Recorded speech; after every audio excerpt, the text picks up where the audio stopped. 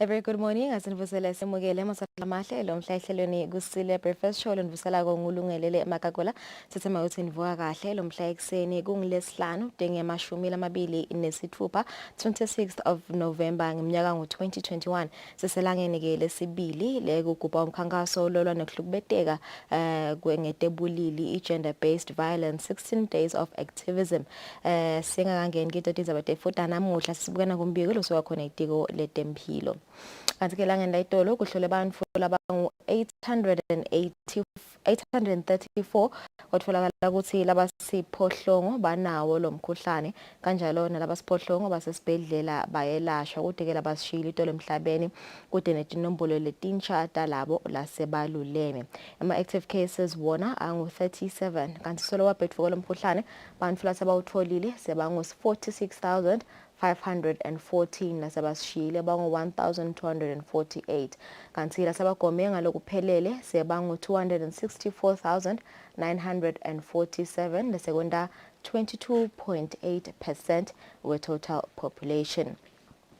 Kanti sisakhuluma nje ngawo umkhuhlane COVID-19 mibiko yaveda ukuthi imengameli welive le Czech Republic utholakala ukuthi unawo umkhuhlane iCovid-19 ngakho ke so ubuyele esibhedlela bekayile esibhedlela kuleli viki kanti bekalashelwa lesinye sifo utholakala ukuthi unawo kodwa ukuthi imengameli bekubheke ukuthi ngalesihlanu namuhla abe nemhlangano eParliament njengoba bekubheke ukuthi akhethe ndvunankulu walela live sekubikwa ke ukuthi lo umsebenzi lo yesota upostpone ngaloko ukuthi ke sovele sosesibhedlela ulashelwa umkhuhlane iCovid-19 kanti ke kuletinye letibikwako live leMangisi UK seyimemetele ukuthi seyibhenishe emave lasithupha ukuthi yavakashele lela live kulandzela ukuthi kutholakala lohlobo lolusha lweligciwane coronavirus eveni labo makhelwane eSouth Africa lamavela faye khathi eNamibia eSouth Africa eSwatini kanye neBotswana abhenishiwe ukuthi yavakashele live lase UK kanti kama ngabe tivakashi titawufuna kuya khona titawucala quarantine ngaphambi kokuthi tingene kulela live 59 cases confirmed cases atfolakele eSouth Africa aloluhlobo lolusha lwegciwane iCoronavirus lebika ukuthi lingoti kakhulu kungaleso sizathu ke iUK ifakela amavela asithupha ku red list yawo kanti ngibukele namuhla njengoba ngivetele ukuthi solo sicube kane kuba umkhankaso wemalanga lalishumi nesithupha 16 days of activism njengoba sesingenelanga lesibili sakhulumisana la nalabasuka khona ka Women Unlimited ukukhuluma nje tindzaba tekuhlubeteka ngetobulili imibiko labayitfolako nekuthi ngabe vele mhlambe labo labatikhanza sabahlukubetekile ngetebulili basitakala kanjani balitfola njani lusito sitakhulumisana naye lapha nalosuka khona ka Women Unlimited nasekushaye nakuphela tindzaba tensimbi yesikhombisa sitaphe sikhulumisana tindzaba temidlalo sitaba nato lapha tensatse litetfu temidlalo kuva abantu ukuthi ngabe kulempela somvo temidlalo timi kanjani siyathi ukuthi kutabe kunemba bana marathon kulempela somvo sitaba ukuthi ingabe malungiselelo wona ahamba kanjani sikani saphe sikhulumisana lapha nenkampani lebitwa ngokuthi Dynamic Listening Group lenkampani ndena ke ngiyona ledila netindzaba tindzaba tema myths kanye nema rumors bamfula bawusho labatishoko ngemkhohlane iCovid-19 kanye nekugoma umjovo wegoma iCovid-19 laba ke ngathi ngibona labalalela lawo ma myths lawo nema rumors bava abantu ke ukuthi ngabe baweva kuphi babe sebawalungisa kanjani sabe sicocisana nabo nakuphela tindzaba tensimbi esithupha kwanye lwaseselkhefu nasibuya sitawubuya sinetindzaba tetfu tekucala.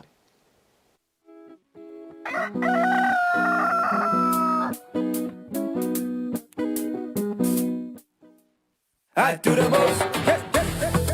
Watch local TV on the go.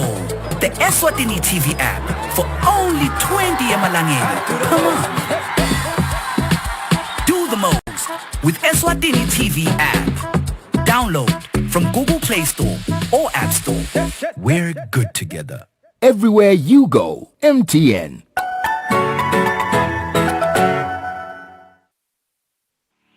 Brains on the Go Season 10 is back on your screens with a new presenter and a new host. This season, the quiz show is in the Lubombo region where we will meet 15 students from 15 different schools. Join us every Thursday at 6 p.m. and find out who will be the actual winner.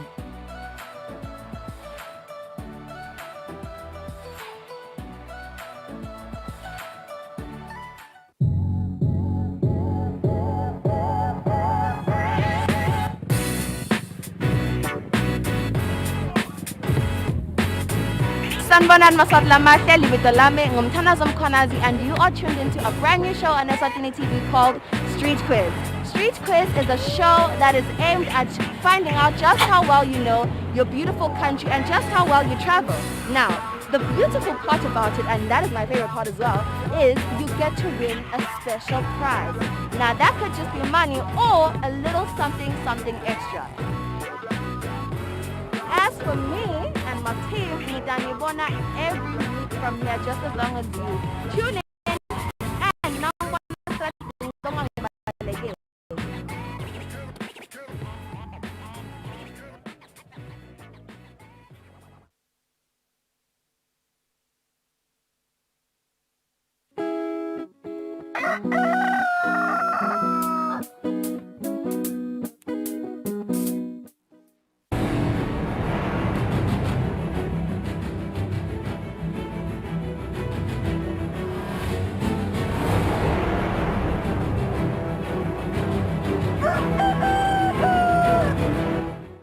Asifuna lesikhathi sibangene etindzabeni tetfu tekucala. Liphini ilandvu nankulu uThemba Masuku selisukumise umkhankaso wamalanga lalishumi nesithupha wekulwa nekuhlukubeteka ngetebulili. Masuku uthi itinyenti timvo letibangela kuhlukubetana lokufaka ekhatsi kweswela. Lucwaningo ngetekuhlukubetana ngetebulili kuleli lukhomba ukuthi munye kulabathathu abantu besifazane sebake babhekana nesimo sekuhlukubetana abangakefiki eminyakeni lelishumi nesiphohlongo.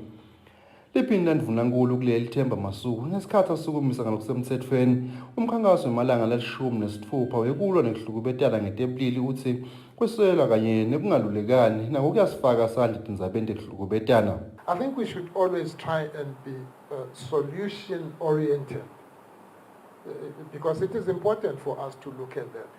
We can talk about the statistics, we can talk about the initiatives, we can talk about what we do, but what are the solutions? Anything that we're doing, we need to make sure that we focus on the population so that the initiatives are not just like going up there and saying, hey, let's do this and that. Let's focus on those populations. Losabambe kuba ngilobukela inhlangano kamhlabhlangene kuleli Amina Mohammed ukhutsata ukuthi akube nekuhloniphana njengaloku uma kuhlonishwana kungaphela kuhlukubetana. Uthi imali ingafaki emihlanganweni lekufundzisa ngekuhlukubetana ngetebulili nje kuphela. It doesn't just affect the psychology of people, causing fistula, causing these all numbers, the figures that we have stated on children that have become, young girls who have become pregnant, abused during COVID, have dropped out of schools, they have no future in their lives. We can't just be counting. We need to do something, really something. Is bad, is causing death. Mbasata wenhlangano emave ase-Europe, i-European Union, uthi akusiko nje kuhlukubetana kwebulili kodwa amadvodza lahlukubeta abantu besifazane ucubeka uthi ukuphethwa kwemkhuhlane i-COVID-19 nako kunemtselele emacaleni ekuhlukubetana ngetebulili. It has led to isolation, exacerbated social issues, separated us, and also has reversed very, very hardly won development progress, including and mostly in the area of female empowerment, women's rights, and gender-based violence. And you can see it in this country. It is a small country and it's easy to see, to observe. Wenhlangano yebantu besilisa bonkosi indlangamandla uthi lenye indlela yekulwa nekuhlukubetana ngetebulili ukuthi bahole emimangweni kanye nebaholi bemabandla nabo babe mtsibi munye ekulweni ekuhlukubetana kanti futhi aqinisekiswe ukuthi kude umuntu losalela ngephandle nakukhulunywa tindzaba tekuhlukubetana. Etindzabeni Eswatini TV kubika Fortune Dlangamandla nginavuma inkosi inzinisa sisembabane. Manyenti ematfuba ekuthi luhlobo lomkhuhlane lolusha lwe-COVID-19 lolubulala kakhulu ukuthi lifike nakuleli. Lokhu kuvetwe liphina Ndvunankhulu Themba Masuku ngesikhathi akuthatha eMaswati ukuthi akativikele kulolu hlobo lomkhuhlane ukuthi bajove. Lolu hlobo lolusha lemkhuhlane i-COVID-19 lowatiwa nge-B11529 lwaqala kubonakala ebantwini labathathu eveni laseBotswana kanti bantfu labanalolu hlobo lomkhuhlane labasithupha sebatfulakele eveni labomakhelwane eNingizimu Afrika kanedolobheni lase-Hong Kong kusetfulakele munye lunalolu hlobo lebekade abuye eveni laseNingizimu Afrika. Liphinda Ndvunankhulu kuleli Themba Masuku lithi iyajabhisa imibiko lethi imijovo yemkhuhlane i-COVID-19 letinkulungwane letishumi seyiphelele isikhathi ngako itawulahlwa. Masuku kutsate eMaswati ukuthi akajovele lo mkhuhlane kuti atawuphepha kulolu hlobo lolusha. All present here and those outside to please take your vaccination for COVID-19. Because if you don't,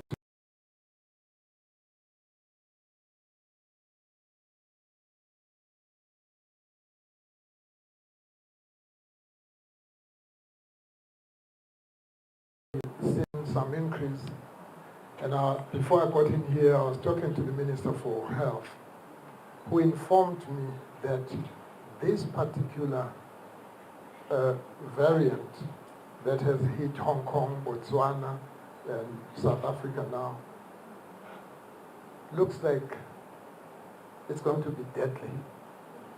So protect your friends, protect your families, your loved ones, and the nation.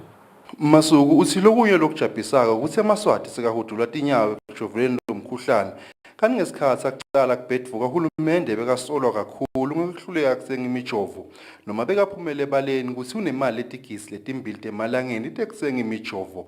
Kungmanje lapha eveni kunetinhlobo letintsatfu temjovo lokuyi-AstraZeneca, Pfizer kanye neJohnson & Johnson. Ngetindzabeni te-Eswatini TV kubika Fortune Dlangamandla. Nginavuma inkosi Nzinisa Sisembabane. Indvuna yelitiko letemphilo lizinkosi seyetfule ngalokusemtsetfweni luhla lolutawusebentisa betemphilo ukulapha bantfu standard treatment and guidelines. Indvuna ithi loluhla lutawusita betemphilo ekusiteni sive kangcono kanti lutawutfolakala nakubomahlalekhukhukhwini. Indvuna ithi le app isetawutfutfukiswa igcine isita kutsi imitfolamphilo ifake ticelo temitsi kuyo. Imigomo yekusebenta ibetemphilo lesebenta kwelapha eveni nguleyo leyakhiwa ngeminyaka wa 2012 kanti bese kufika isikhathi sekuthi ibukwe kabusha. Lemigomo lena kuphindze kube neluhla lwemaphilisi lamgcoka eveni. Indvuna yetemphilo lezinkosi iyachaza ngebumcoka baloluhla belitfola ngasemtsetfweni ngalesine. Kulencwadi nje lesha nangabekisa ukuthi lelenzala yanga 2012 beyikhuluma ngato tonke tifo leletatuwako letijwayelekile inye lencwadzi kodwa nyalo sesishintshile kukhona yebantu labadzala bese kuba khona yebantfana. Lokho kuyasita silitiko ukuthi lana kulashwa abantfana sekukhona longabuka kuko ukuthi masinyane naku lapha singabuka khona nawo lapha labadzala. Lokunye lokushintshile la ukuthi lenzala incwadi beyide lokho ukuthi mdlavuza ulashwa njani, beyide ukuthi COVID ulashwa njani.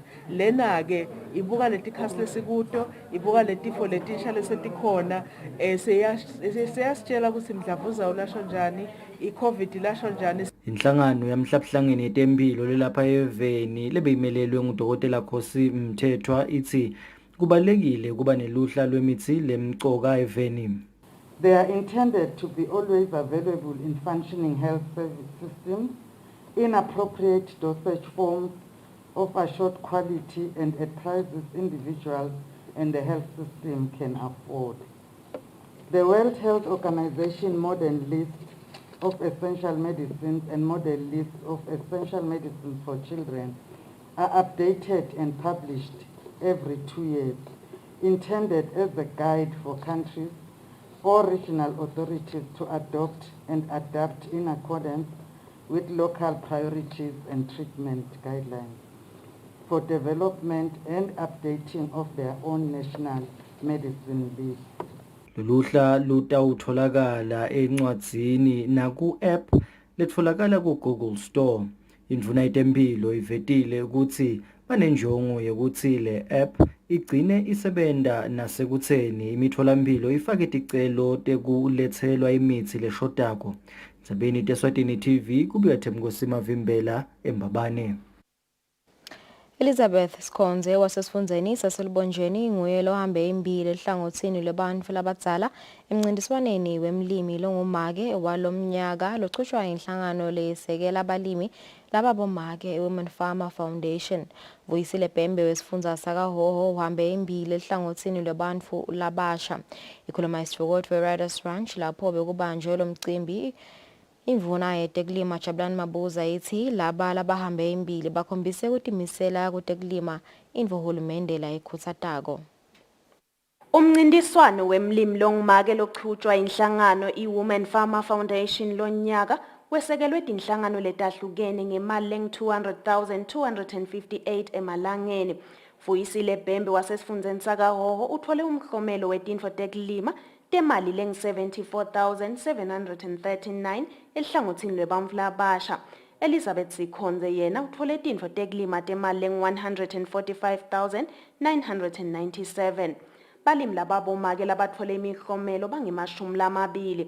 Indvuna yetekulima Jabulani Mabuza ithi umsebenti lowentiwa ngilabalimi uyancomeka. Umuntu uyakhuthata uphindze uyacela ukuthi sijabule kangaka ngekuphumelela kwamake Skhonze logcine awina lo mncintiswana kulohlangothi lwabomake. Siyambongela waSkhonze uqhamukayo libonjeni labo ungabuka khona usithi imvula mhlawumbe yathi sitole tingako kepha ke nangu uwinile uqhamuka khona.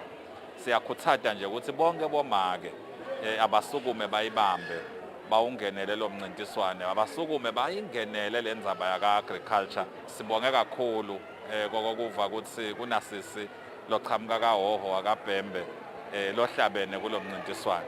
Siyambongela kakhulu waBhembe. Siphindze futhi sibongele nje nabo bantu labasha ngoba ukule category yabo uyabona ukuthi bantu nabangasukuma sibili batimisele kule sector yaka-agriculture likusasa lelive lingakhona kuchubeka liye phambili. Angikhuthate nje kakhulu kubantu labasha ngekuthi yebo imisebenzi siyavuma ilukhuni kutholakala kodwa emathuba kule sector yaka-agriculture avulekile akhona. Umsunguli walomncintiswano Sonia Phaiva ukhutsata abalimi ukuthi babuke tindlela tebuchwepheshe tekulima njengobe kugucugucuka kwesimo selitulu kuletha tinsayeya letiningi kulolu hlangothi. Bring technology into agriculture and make it efficient. Modernize the way farming has been done historically. Kusile Bhembe kanye na Elizabeth Skhonze babonga kakhulu kule nhlangano ngalolisito. I believe ukuthi lokho ngwenele tivo ngikhona ukukhulisa le business because mainly ma inputs la tangenda ngikhona ku expand ngilime kakhulu. Kuhle ukuthi sisebenzise umhlabathi ngoba kunempilo lenengi. Umuntu angeke aphile ngaphandle kwekudla. Lo besenza weni yelishumi uthole imali lengetulu kwetinkhulungwane letimbili.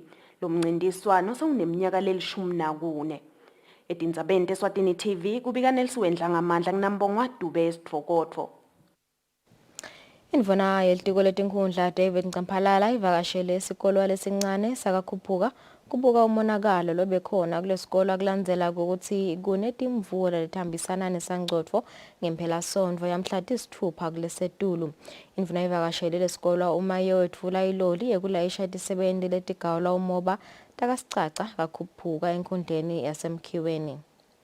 Indvuna yelitiko letinkhundla David Ncamphalala ithumise bothishela ngekubonakala ababuyele emsebentini nebafundzi bachubeka nekufundza. Khulumile umntwana enkosi ngija lapha nangokudumisa nje bekunene ukuthi siseceleni kwetikolo letimbili nangembala nathi tiyafunda. Ungumuntu mawukubona lokhu lesikubona la celeni ungathi sithola imvula kanti nembala kaNkulunkulu usibusisile ngemvula kulamala. Nalapho mntwana enkosi usasho lokho umuntu sivesala kaKhuphuka angehlali adumise ukuthi udumisa botishela bekunene botishela ngibona batali kulabantwana njengoba sibabona nje naba bangaphandle sebabuyele futhi emaklasini sibone botishela kuthi live lonke babuyele esikolweni bayafundisa ubambisa Unza sakamanzini Chief Gija uthumise sento setikolo letibonakala tichubeka nekufundza uvetile kutsi imfundvo imcoka njengoba umhlaba swabuswa imfundvo sitobona intfo lenhle mhlambe ngingakangeni kuyo minister ngivumele minister ngikhulume lokuhle lengubonako bathi intfo lenhle iyadunyiswa bese intfo lembi iyekhudwa nangifika la ngibona isikolo ngibona abantu abesikolo abantu abesikolo bafake iuniform basesikolweni ngithi ngiyakudumisa ke lokho ke lana kube kunene ukuthi maye ngilokuhle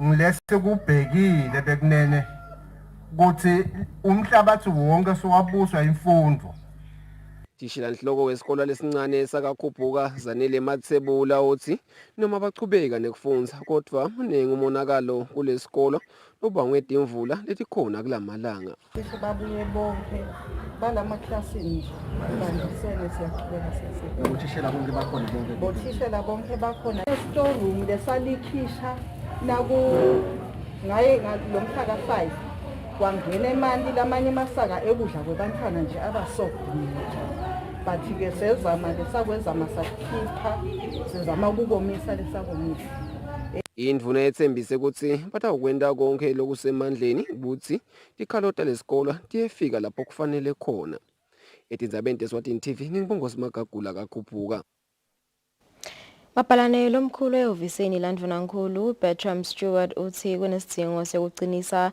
tinhlelo tokulwa neligciwane HIV kanye nesifo iAIDS letawucondzana ngcono abantu labakhubatekile bafana kanye nabo babe kude live lilwe kangcono nalesifo. Stewart uvete lokho ngesikhathi yakhanyisa likhandlela lesikhumbuto lalabo labasishiya emhlabeni ngenxa yesifo seAIDS lapho achubeke wathi uhulumende utawuchubeka esekele yonke imetamo yokulwa nesifo iAIDS. Lomsebenzi bobanjela emahhovisini etindvuna tembuso eMbabane. Njalo ngemnyaka mhlalulunye ngenyanga yengongoni emave emhlaba kubhalisuku lekukhumbula labo labashiya emhlabeni ngenxa yesifo seAIDS. Ungakefiki lo mcimbi kuba nekukhanyiswa kwemakhandlela lokwentiwa tinhlangothi letahlukene njengesikhumbuto. Akhanyisa lelikhandlela emsebentini bewubanjelwe emahhovisini etindvuna tembuso mapalane lomkhulu ehhovisi landvunankulu Bertram Stewart unike isiqiniseko sekuthi uhulumende utawuchubeka esekele yonke imetamo yekulwa nalesifo. Lokunye lesikhulume ngako indzaba ukuthi bantu labaphila nekukhubateka bangasaleli ngaphandle kuletifundziso nekwelapheka nekuthi bathole lokho labangakufundza nelwati nge-HIV AIDS nabo bati nje kahle ukuthi HIV AIDS ayikhethi muntu. Sabuka ke nendlela yokuthi bobabe bayakuvilaphela kuyotesta for HIV ne-AIDS. Asathi lokuthi ke amadoda asabani ngoba vele ayacinana vele lingisinkomo ingafuni ingene edamu nasekuthiwa kuhamba yochecka and ke sicela ukuthi bobabe babe mahlahlandlela kulokulwa naleli bhubhane lwe-AIDS nebantwana laba bafana. Kukithi ke sibobabe ukuthi bantwana bethu laba bafana sibafundzisa kanjani ikakhulu kade ngekuphathwa kwabafati kwabomake nekuthi bangahlukubeteki bomake nemantombazane nekwekuthi indzaba ye-HIV AIDS ihlale isengqondweni yabo ngaso sonke isikhathi lokuthi bangabambisa kanjani live nabo nje batibambise ukuthi i-HIV AIDS kube into lengaphindze isihlukubete silive leMaswati. Sandile Mweli umcondzisi wenhlangano lebuke inhlala kahle yetisebenti tahulumende i-Public Sector HIV and AIDS Coordinating Committee uthi kuningi lekusafanele kwendiwe kwesekela tisebenti tembuso kulwa nalesifo. Athi ke siyabona lokho ukuthi namhla lelihhovisi laka Private and Cabinet liyasikhombisa ukuthi kusetawuqhubeka kusetshenzwe kulungiswe konke lokufuna kulungiswe ukuze into tonke ihambe ngendlela lefanele. Lokho kutawenta isiqiniseko sekuthi letisebenti letikhona lapha lelitiko tingiletiphilile. Ngekusho kwenhlangano lelwa nalesifo kuleli inecha abantu labadla emaphilisi ekuthi balisa leligciwane balinganiselwa ngetulu kwa 200,000. Etindzabeni teSwatini TV kubika Nelsiwendla ngamandla nginambongwa Dube eMbabane. Mlondi Mzebele wasemkhithini lobalelwa eminyakeni lengemashumi lamathathu usishiyile emhlabeni itolo ekuseni. Umufi kusolakala ukuthi udubule ngolesinye setikhulu eshiselweni. Babelomkhulu wemufi Malindane Mzebele uthi indzaba lenzala lena ekungaboni ngasolinye kwemufi naShifu Mzebele. Kungaboni ngasolinye phakathi kwaShifu wasemkhithini nendvodzana yemnakabo Mlondi Mzebele ngendzaba yemasimu kubone Mlondi sekasishiya emhlabeni ngemuva kwekuthi bamdubule. Sikhulumisene naMalindane Mzebele longibabe lomkhulu wemufi lochaze kabanti ngalesigameko. Uthani usuke enhle ekhaya ahamba nemnaketho. Umnaketho wathi hey asengiyobamisa lapho ngoba naku nasisalanza lencwadi yeaphili le ukuthi abemele ukusebenza. Ngoba lecala lisaqhubeka. La ngitshele kona ukuthi uVespa Msiduma nje alapha ekhaya waseyangifonela nami. Asiwa ngathi bangedala. Ngamkhanza kaTsinzibele lapha phansi. Ngishayelwe ngilokho. Ngekungasijabuleli isento sesikhulu Mzebele sive sakulendzawo sibese sithatha umthetho siubeka etandleni sashisa umphakathi. Kanti umchumaniswe sive nemaphoyisa aphindile vilakati naye uvumile lo mbiko. Kubika Sifiso Nxumalo nginasimuva shongwe sisemkhithini.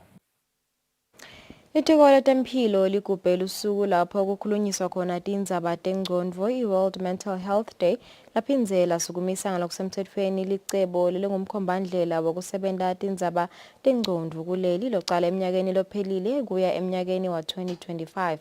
Nomkhombandlela uthi liswati linye lelidzala kulangemashumi lamabili nesihlanu selikele tama kutibulala. Indvuna yelitiko letempilo lizinkosi beyimelelwe ngumphathi wetempilo etiko letempilo uMlondolozi Dlamini kulomsebenzi wekugubha lisuku lapho kukhulunyiswa khona tindzaba tengcondvo kanye nekusukumisa umkhombandlela wekuvikela tindzaba tengcondvo.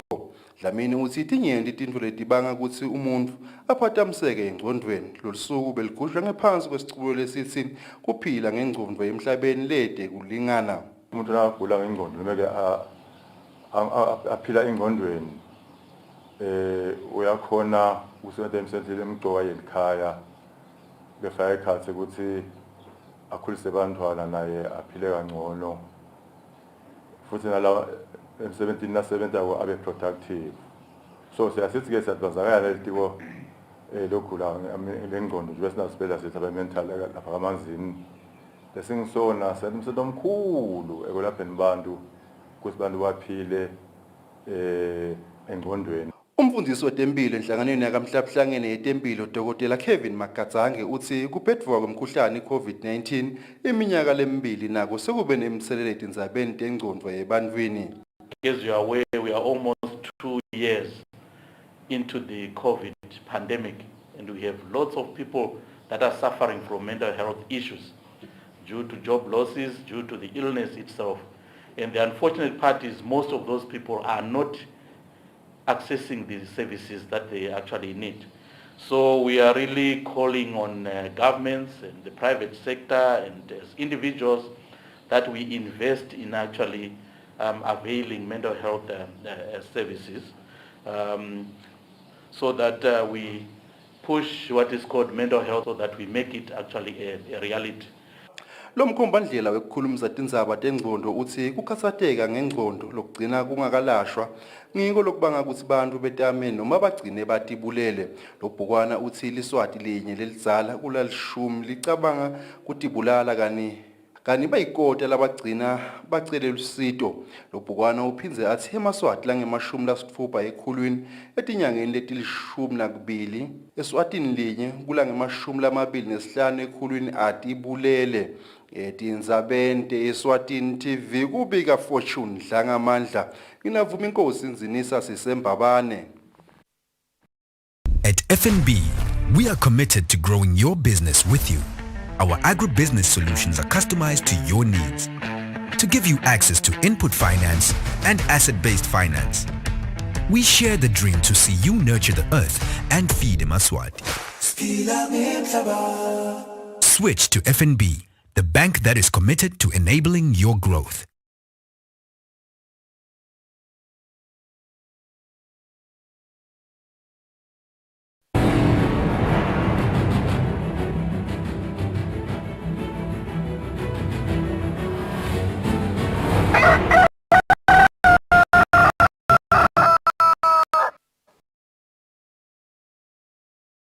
Mlondi Mathebula uthi lekhethelo lebadlali labangephansi kweminyaka lengama-25 kulisitile ukuthi litilolonge nelikhethelo lebadlali labadzala bangakayi kuyongenela imidlalo yema-Zone 5 eveni laseLesotho. Kusayiwe emidlalweni emazone 5 tinhlangano temidlalo etahlukahlukene takuleli timatasa nemalungiselelo lemidlalo lokufaka ikhathi inhlangano yemidlalo yevolleyball. Lekhethelo lemidlalo yevolleyball lebadlali abangaphansi kweminyaka lengu-19 leliyongenela lemidlalo liphishanakile nalo lidlala imidlalo yebungani. Mlondi Mathebula longumceceshi lotawuhamba ukuthi badlala imidlalo yebungani nelikhethelo lebadlali asebakhulile. Lesinye isikhathi sike sajimisa labantwana sibajimisa with the senior national team, of which kuleyo senior national team badlali incumbi, they are from correctional emaphoyisa, and we did give them the opportunity bakukhulumisa labadlali bamotivate besides training them kuphela babatshele ukuthi it's possible to win even outside the country noma usuka la kangwane. Abantwana babona ukuthi it is possible ukuthi ungasuka la kangwane ufike uwine ube na something. So sizamile ukuthi siba mix with the people labanena the winning mentality, of which the national team and the national team ifaka kakhulu badlali bayo i-correctional and other teams like amaphoyisa nabo ladies. So those people, they do have the winning mentality, and sizamile ukuthi labantwana nabajima nabo siphinde sibanike naleyo opportunity ukuthi asenibakhulumise nibamotivate. If you are a setter, motivate the setter. If you are a central blocker, motivate, and ubatshele ukuthi this is what they can do, how they can focus, nenda njani nini ukuze bawine. So nako lokho kubasidile kakhulu. Mathebula uphethe ngokuthi bafisile ukuthola imendlela kule midlalo yemazone 5 kanti lelikhethelo lakuleli litodlala umdlalo walo wekuqala mhla ka4 ngenyanga letakwe inyanga yengongoni kulomnyaka losetulu. Lobikela umsakati Eswatini TV kutemidlalo ngilinda Dlamini naphathizwe Msibi eMbabane. Sitiphethe lapho indzaba tetfu tekucala sibahlola timakethe sitawubuya sichubeke nehlelo.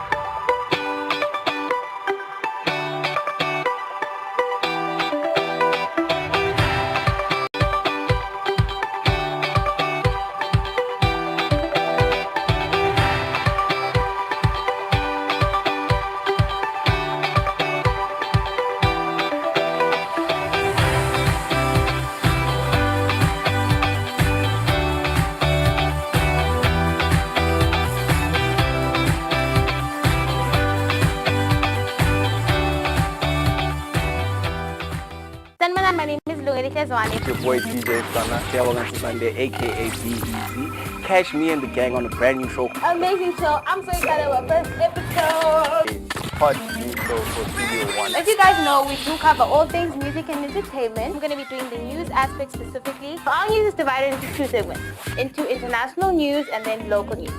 I'm going to be on the cozy couch hosting all the guests that we have on the show. Thanks so much for joining me on the cozy couch. Your performance, how did you feel about that? I loved it. Honestly, I was ecstatic, man. I'll be dealing with the hottest videos for the week. At number 1, we have Tenderness featuring Willem Seni for Love Me. We have the same boat. And it's now the with the boat of the universe.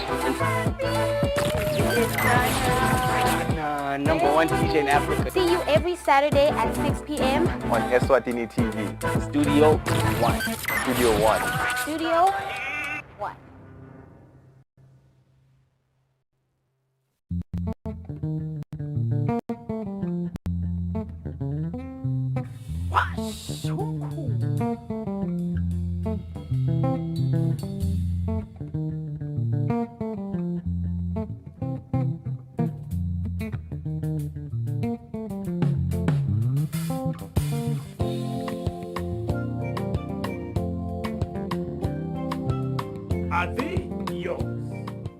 Ungabukela ke Wash Umkhukhu every Sunday at 3 p.m.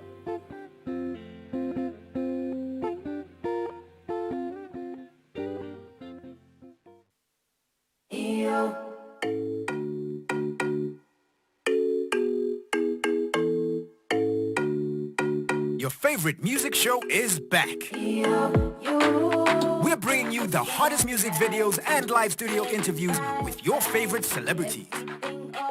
We're giving you a front row seat to the latest fashion trends as well as your weekend gig guide. Join us live on social media and call in to send in your shout-outs.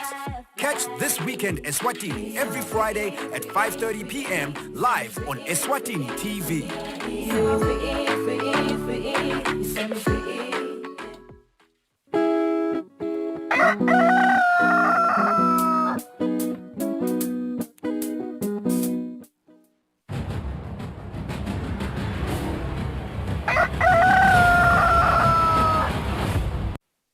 Asipenze sikumukela mbukeli ubusolo bukela hlelo kusile breakfast show sekuvusele nawo lo sanza kusimukela njengoba kumleko ukuthi liphina ndvinankulu itolo lisukumise ngalokusemthethweni umkhankaso wemalanga lalishumi nesithupha wekugubha iGBV 16 days of activism icala itolo litawuthatha emalanga lalishumi nesithupha uvetile ke liphina ndvinankulu ukuthi 1 in 3 women bayahlukubeteka ngetebulile sitakhulumisana laphana labasuka khona ka Women Unlimited kukhuluma nje kabanti ngalomkhankaso njengoba sita kumula ukuthi lo nyaka ukuba iminyaka lengemashumi lamathathu solo waqala asindivusele sinemukele sinaye lapha afakazile Dlamini losuka ka Women Unlimited as well as Andrew. Good morning and welcome to the show. Sithamathinva kahle namhla ekseni. Perhaps I can start with you, Andrew. As I said that the 16 Days of Activism campaign is commemorating 30 years this year. The 16 days. Why is it so important? Thank you and good morning to our viewers at home. We have been commemorating, as you're saying, for now 30 years, the 16 days of activism.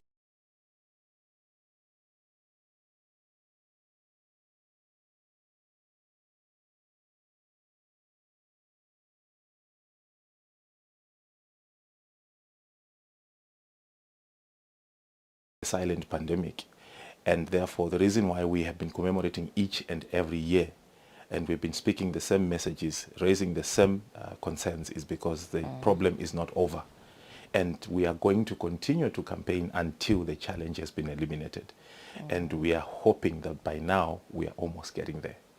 We're almost getting there. Yes. Okay. Why did you say so?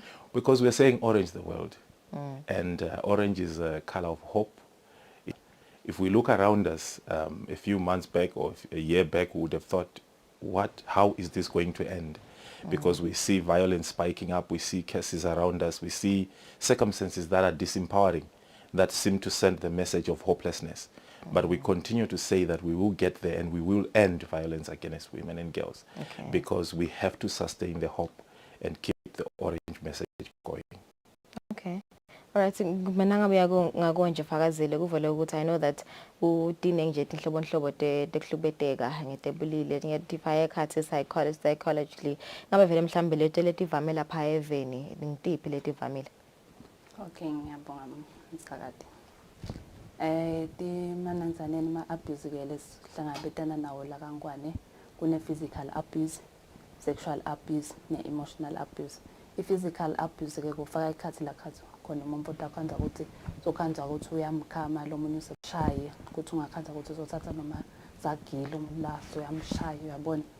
Then nokufaka ikhathi kuma sexual abuse ukuthi ke ninde emacansi ningakavumelani khanza ukuthi le perpetuator dawusebenzisa ama threats noma i-force or isebenzise something ukuthi ithathe i-advantage of leyo victim.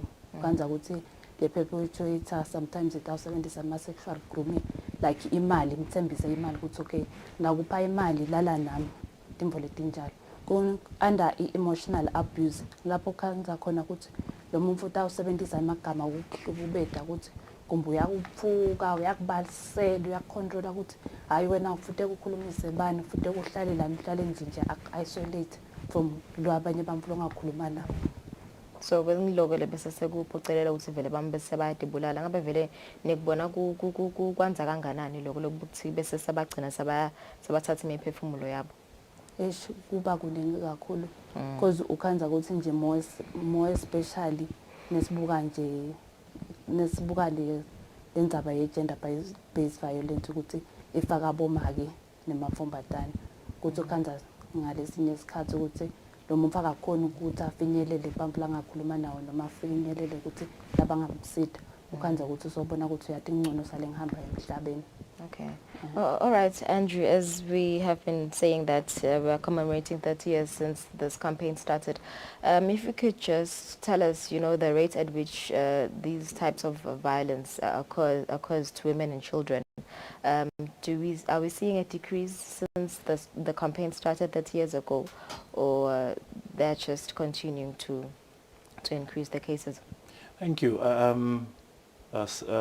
Good news and bad news. Unfortunately, we were making good progress over the years in terms of decrease in violence within the homes, even globally.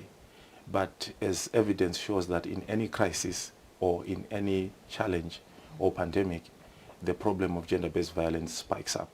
I think even in Eswatini from last year, from 2020 coming into 2021, we've seen cases jump alarmingly. At some point, the civil society and community is still calling for GBV being declared a national disaster for that same reason.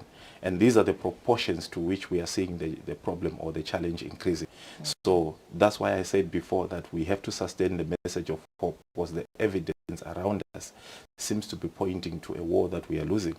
But we believe that if all partners, all hands are on deck, all men, as you see me here, are taking part in their responsibility to end violence against women and girls. It is possible. So the evidence, yes, historically we are coming from 1 in 3 women in Eswatini experiencing sexual violence by the time they are aged 18. And that in its own is a disturbing statistic. So if we are now talking of indications of a rise in those statistics, it is cause for concern, and hence the conversation on looking at it as some kind of a disaster. And one of the challenges that we should also mention is the fact that a lot of cases that do happen in the homes do not end up getting reported because of a history and a culture of intimidation, and victims or survivors feeling that their cases are not taken seriously. We have met women who say that I see no point in reporting, and used for 7 years, for 4 years. And these are some of the challenges that we are saying that the environment must encourage people to come forward. The environment must ensure that survivors are protected, because one of the ways we end this, we are talking about hidden communities, we're talking about privacy, people's homes. These are not easy spaces to go into. We have to be permitted to do that. And that's why we are counting on individual responsibility and building our character and personality to be personally responsible within my space, my family, the people around me, to end violence against women and girls. So are those cases the ones that are from family members, are they more common in Eswatini?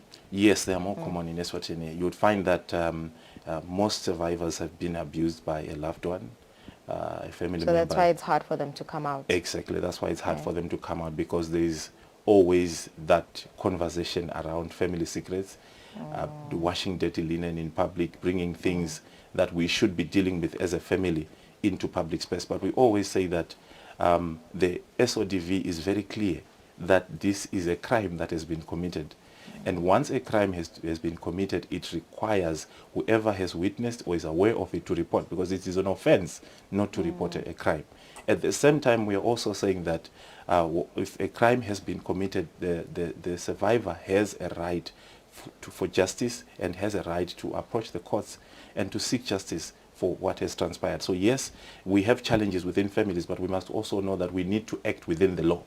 And this is what the law stipulates. And sometimes we find after 10 years, a woman is coming forth, I was abused, I was raped, and sometimes it's difficult for other people to understand, why were you quiet? But the circumstances are not easy. And this is what we are saying, that the environment and the circumstances are not easy within families. Other family members are not supporting a young woman who's coming forward and saying, I was molested, I was abused, I was taken advantage of. And we always start then playing the game, the blame game. What did you do? How did you entice him? It was your fault. What was your dress sense?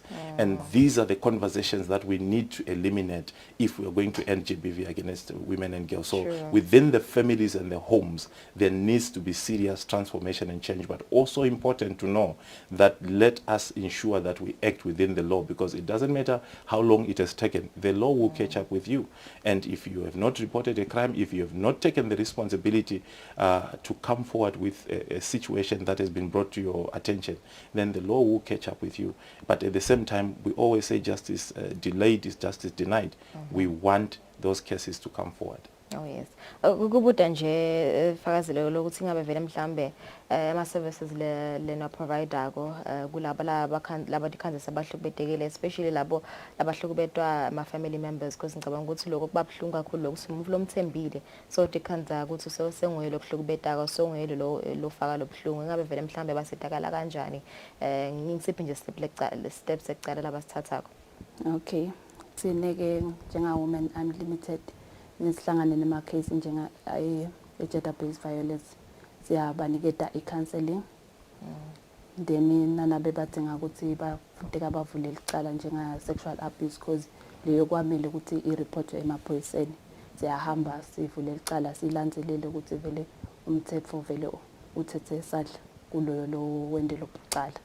Then bo-physical abuse sendasho ukuthi bayalithola sito ukuthi baye esibhedlela nokuthi sibalandelele nje ukuthi nanabele ekhaya vele impilo vele ibucayi sazama ukuthi sibaside ngekudla.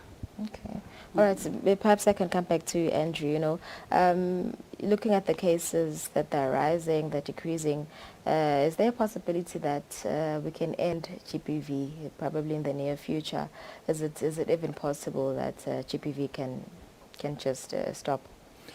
I believe it is possible, and the reason is that we can easily identify the drivers and the issues that we are not addressing, and one of them is the inequities and inequalities that are structured within our society, and that includes gender inequality.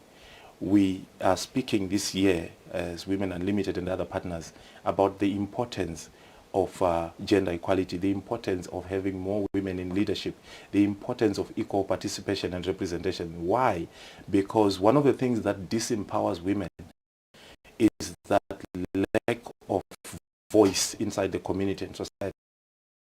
That it normalizes voting for a woman candidate even in a leadership position, because we want that perception and realization that we all are equal and have the same rights. And so we believe that if we attack those things that are causing the inequities and causing disbalance within the community, we can end gender-based violence. And as I said before, it's a behavior change issue. And because it's a behavior change issue, if we give up on the possibility of humanity changing behavior, then we believe that we can change. I can change, she can change, you can change. And if people can change, then we can end gender-based violence.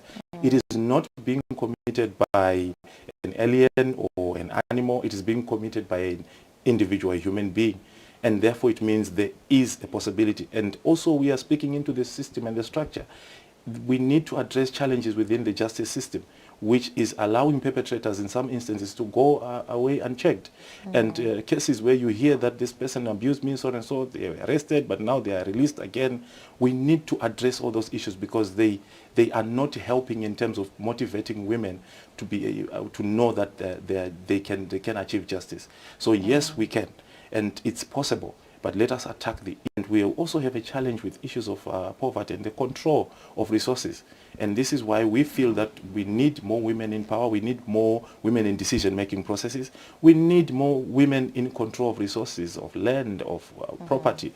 Often cases, we hear cases of husband deceased, family takes away everything. This woman has been married 10 years, 20 years with children. She has responsibilities. She is the owner, rightfully, of all that property. And these are the conversations we're having, because that's the genesis of the abuse. That's the genesis of the tendency for women to become then victims of violence, because they don't have the means to survive. They don't have means to control resources. And therefore, let us deal with those issues. It can help us end gender-based violence. Oh, yes. So according to information you have gathered or evidence that you have gathered, what drives these perpetrators to commit these crimes? Is it because they too were, probably it's just a pleasure to them? Thank you. I think we have identified that is something that we call the cycle of violence. that when a young person goes through abuse as a child, the tendency is very high for them to also come back and abuse. And because we are seeing so much prevalent abuse within the homes, this is why we are worried, because we are seeing so much prevalent abuse in the homes. We are also looking into the future, because the decisions we are making today, they come back to us in 2022. That's why people make New Year's resolutions. So things don't end today. And therefore, we have noted that because of abuse within the homes, you find that somebody who has experienced abuse, somebody who has grown up in an environment, for example, that did not have the sufficient controls and perhaps the fathering that's necessary, where you have men that are not taking their responsibility either to do co-parenting or to be in the lives of their children. And you find that because of all those experiences, the cycle comes back. But at the same time, we are still saying that it's a possibility that people can tend to abuse because of other things that have developed along the way. Like she was mentioning, there is that feeling of, I have resources, I have money, so I can take advantage, I can do what I feel I please. Some people coming into positions of power and authority in places of employment, they feel, wow, this is my opportunity. I didn't know these are some of the perks I can get out of this. So some of the things don't necessarily come from the lifestyle and the environment we grew up in. They come with things that are developing within our lives. So there are different drivers. Yes, this is why we are saying protect children from abuse, because you are creating a future monster that is also going to come back and be abusive in their lives. Okay. So Fawazile, kuyendeka vele ngibana wena ma cases lapho ukhanza ukuthi khona kuba khona loyo make noma loyo mfanele nemsedile namkhokha kulesimo la kiso. Ukhanza ukuthi vele konke kuhamba kahle nalona lamhlukubedekile ukhanza ukuthi aye ejele, but ukhanza ukuthi nje bachazile nje ukuthi babe sesebasheshe bayaphuma. Kuyendeka ukuthi vele mhlambe nikhanza ukuthi labo bomake lapho sabathi khanza sababele emuva. Ngasizathu sokuthi solo banako lokwesaba. Engabe niyawuthola nemakhezi la njengalawo ukuthi ni baseta kanjani nase bafike kulesimo leso. Okay.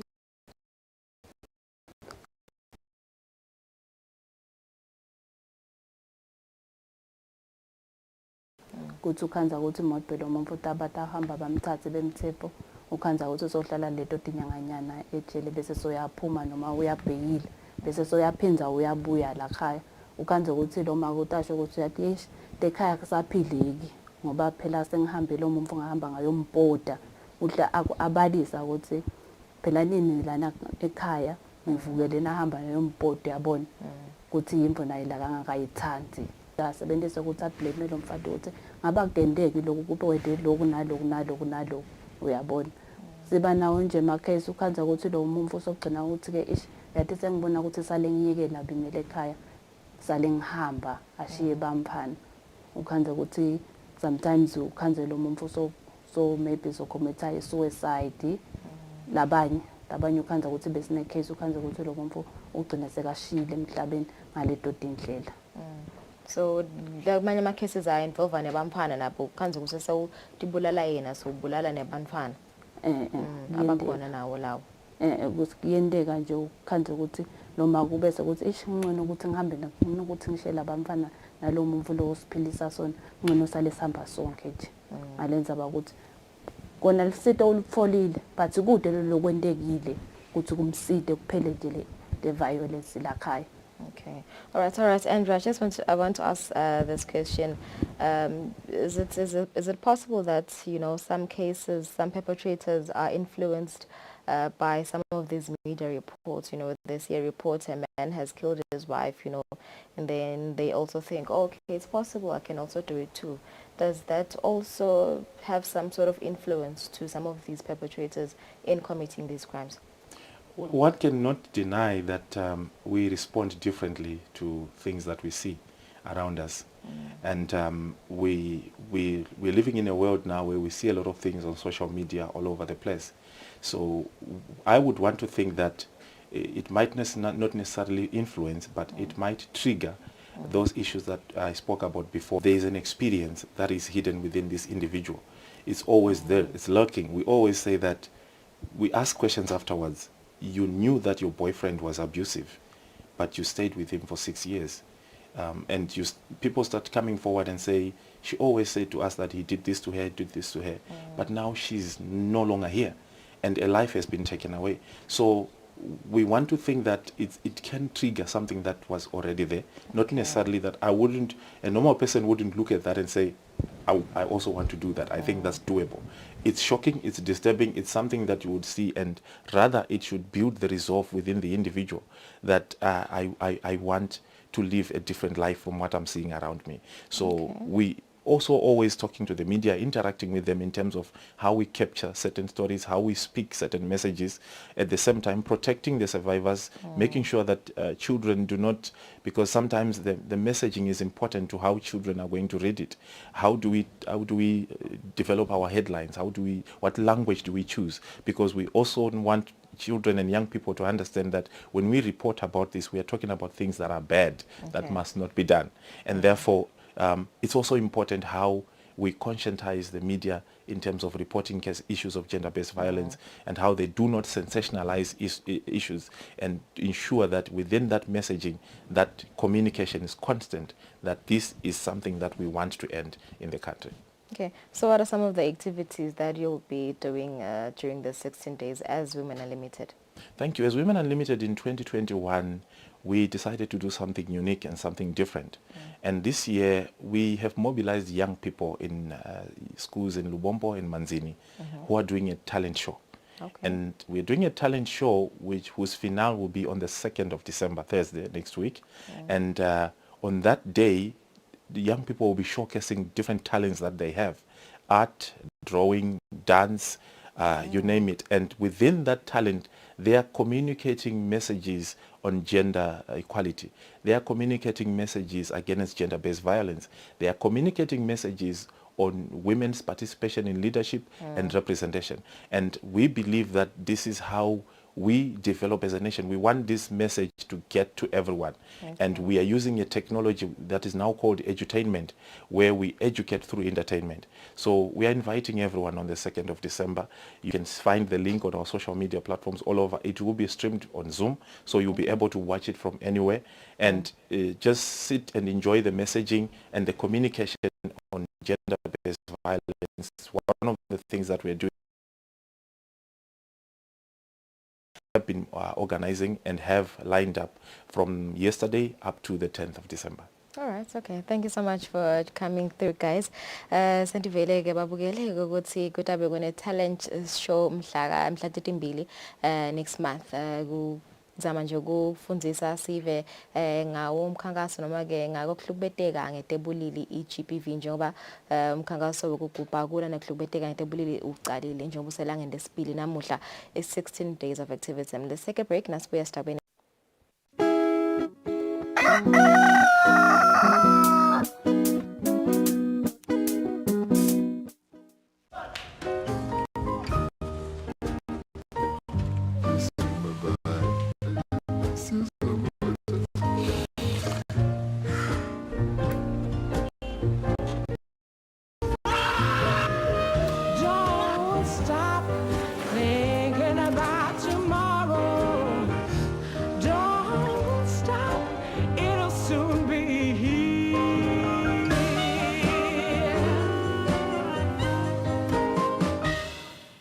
Lengule solo iyachubeka nyalo Mr Chips oyihlanganisene yakhe Christmas emahiya lakhethiwe labe nge120 emalangeni nyalo nge60 emalangeni nje kuphela sidwashi nge8 emalangeni limitha demarketing beting 75 emalangeni limitha nyalo nge55 emalangeni limitha 100 emalangeni timbili kuthola nga300 emalangeni tikhona lendwa ngitabo sofa nemarketing rails Mr Chief Fabric Center kaManzini kuGwane Street kubukana neBhunu Mall embabani kuGwane Street eceleni kweSpa Supermarket. Mr Chief Fabric Center, we trust the nation. Kunendali ye-double celebration.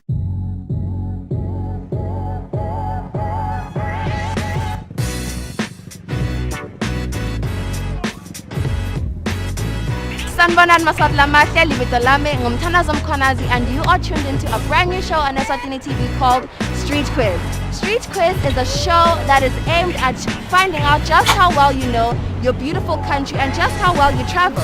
Now, the beautiful part about it, and that is my favorite part as well, is you get to win a special prize. Now that could just be money or a little something extra. As for me and my team, Nidanibona every week from here just as long as you tune in and now I'm gonna start doing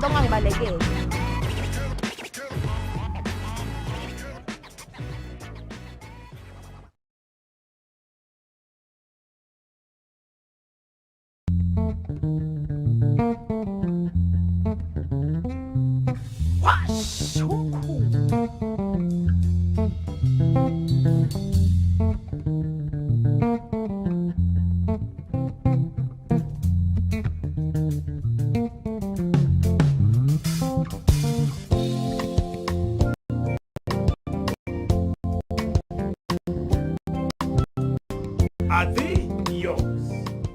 Ungabukela ke washa umkhukhu every Sunday at 3 p.m.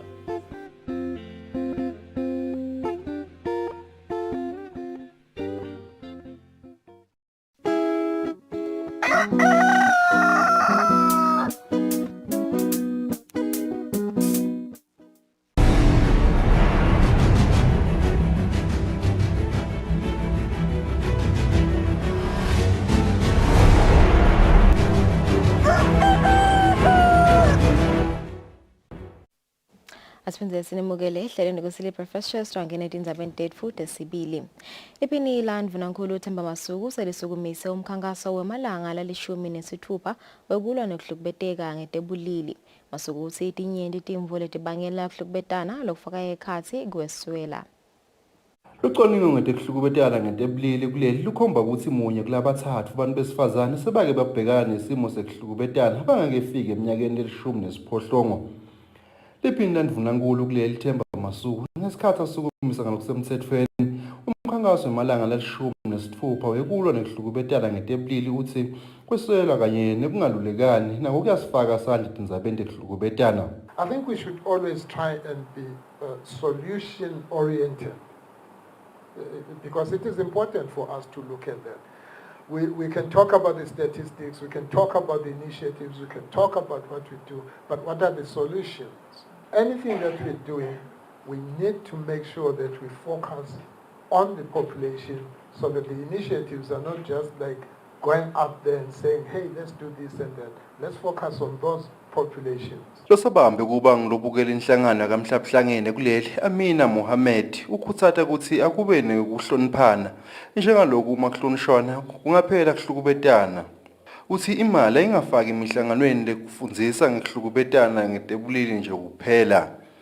It doesn't just affect the psychology of people, causing fistula, causing these all numbers, the figures that we have stated on children that have become, young girls who have become pregnant, abused during COVID, have dropped out of schools, they have no future in their lives. We can't just be counting. We need to do something, really something. Is bad, is causing death. Mbasata wenhlangano yemave ase-Europe, i-European Union, uthi akusiko nje kuhlukubetana kwebulili kodwa amadvodza lahlukubeta abantu besifazane uchubeka uthi ukuphethuka kwemkhuhlane i-COVID-19 nako kunemtselele emacaleni ekuhlukubetana ngetebulili. It has led to isolation, exacerbated social issues, separated us, and also has reversed very, very hardly won development progress, including and mostly in the area of female empowerment, women's rights, and gender-based violence. And you can see it in this country. It is a small country and it's easy to see, to observe. Wenhlangano yebantu besilisa bonkosi indlangamandla uthi betana ngetebulili ukuthi bahole emimangweni kanye nebaholi bemabandla nabo babe mtsibimunye ekulweni ekuhlukubetana kanti futhi aqinisekiswe ukuthi kude umgloselela ngephandle nakukhulunywa tindzaba tekuhlukubetana. Etindzabeni Eswatini TV kubika Fortune Dlangamandla nginavuma inkosi inzinisa zisembabane. Manyende emathuba ukuthi luhlobo lomkhuhlane lolusha lwe-COVID-19 lolubulala kakhulu ukuthi lifike nakuleli. Lokhu kuvetwe liphina ndvanankulu Themba Masuku ngesikhathi yakhuthata eMaswati ukuthi yakativikele kulolu hlobo lomkhuhlane ngekuthi yajove. Lolu hlobo lolusha lemkhuhlane i-COVID-19 lowatiwa nge-B11529 lwaqala kubonakala ebantwini labathathu eveni laseBotswana kanti bantfu labanalolu hlobo lomkhuhlane labasithupha sebatfolakele eveni labomakhelwane eNingizimu Afrika kanti edolobheni lase-Hong Kong kusetfolakele munye lunalolu hlobo lebekade abuye eveni laseNingizimu Afrika. Liphinda ndvunankulu kuleli Themba Masuku lithi iyajabhisa imibiko lethi imijovo yemkhuhlane i-COVID-19 letinkulungwane letilishumi seyiphelelwe isikhathi ngako itawulahlwa. Masuku kutsate eMaswati ukuthi akajovele lo mkhuhlane kuti atawuphepha kulolu hlobo lolusha. All present here and those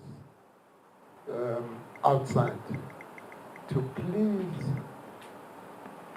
take your vaccination for COVID-19. Because if you don't, we just heard that in Austria, they've locked down. And we know what that means.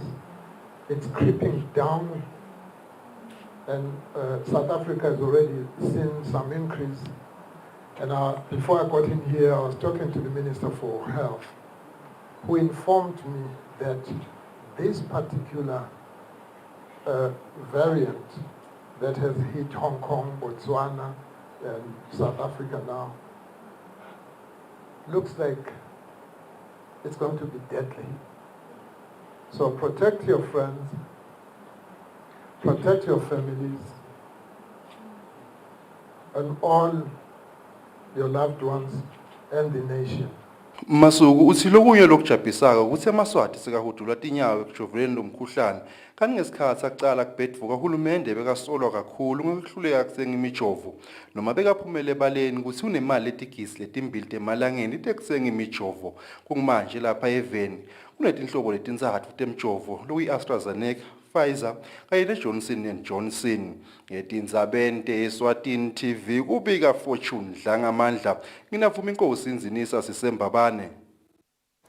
Indvuna yetiko letempilo lizinkosi seyitfule ngalokusemtsetfweni luhla lolutawusebentisa abetempilo ukulapha bantfu i-standard treatment guidelines. Indvuna ithi loluhla lutawusita abetempilo ekusiteni sive ngcono kanti lutawutfolakala nakumahlalekhukhukhwini.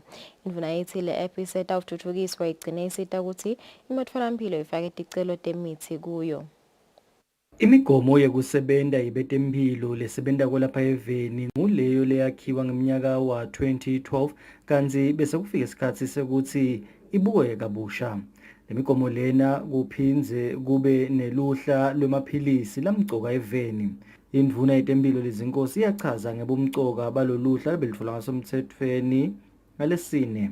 Kulencwadi nje lesha nangabekisa ukuthi lelenzala yangathuma ngato tonke tifo leletatuwako letijwayelekile inye lencwadi kodwa nyalo sesishintshile kukhona abantu labadzala bese kuba khona ebantfana lokho kuyasita silitiko ukuthi lana kulashwa abantfana sekukhona longabuka kuko ukuthi masinyane naku lapha singabuka khona nawo lapha labadzala lokunye lokushintshile la ngusilenzala incwadi beyide lokho ukuthi mdlavuza ulashwa njani beyide ukuthi covid ulashwa njani lena ke ibuka letikhasi lesikuto ibuka letifo letisha lesetikhona seyasitshela ukuthi mdlavuza ulashwa njani icovid ilashwa njani. Inhlangano yamhlabuhlangene yetempilo lelapha eveni lebeyimelelwe ngudokotela Khosi Mthethwa ithi kubalekile kuba neluhla lwemithi lemcoka eveni. They are intended to be always available in functioning health service systems, in appropriate dosage forms, of a short quality and at prices individuals and the health system can afford. The World Health Organization modern list of essential medicines and model list of essential medicines for children are updated and published every 2 years, intended as a guide for countries or regional authorities to adopt and adapt in accordance with local priorities and treatment guidelines for development and updating of their own national medicine list. Loluhla lutawutholakala encwadzini naku-app letfolakala ku-Google Store. Indvuna yetempilo ivetile ukuthi banenjongo yokuthi le app igcine isebenta nasekutheni imitholampilo ifake ticelo tekulethelwa imithi leshotako Sabeni Eswatini TV kubuya Themgosima Vimbela eMbabane. Elizabeth Skhonze wasesifundeni saselibonjeni nguye lohambe imbili ehlangothini lwebantfu labadzala emncintiswaneni wemlimi longumake walonyaka lochutshwa inhlangano lesekela abalimi lababomake iWomen Farmer Foundation kanti Kusile Bhembe yena wesifundza sakaHhohho uhambe imbili ehlangothini lwebantfu labasha. Ikhuluma isivokotho eRadis Ranch lapho bekubanjwe umcimbi wokuklomelisa labo labaphumelele. Indvuna yetekulima Jabulani Mabuza ithi laba labahambe imbili bakhombise kutimisela kutekulima intfo uhulumende layikhutsatako.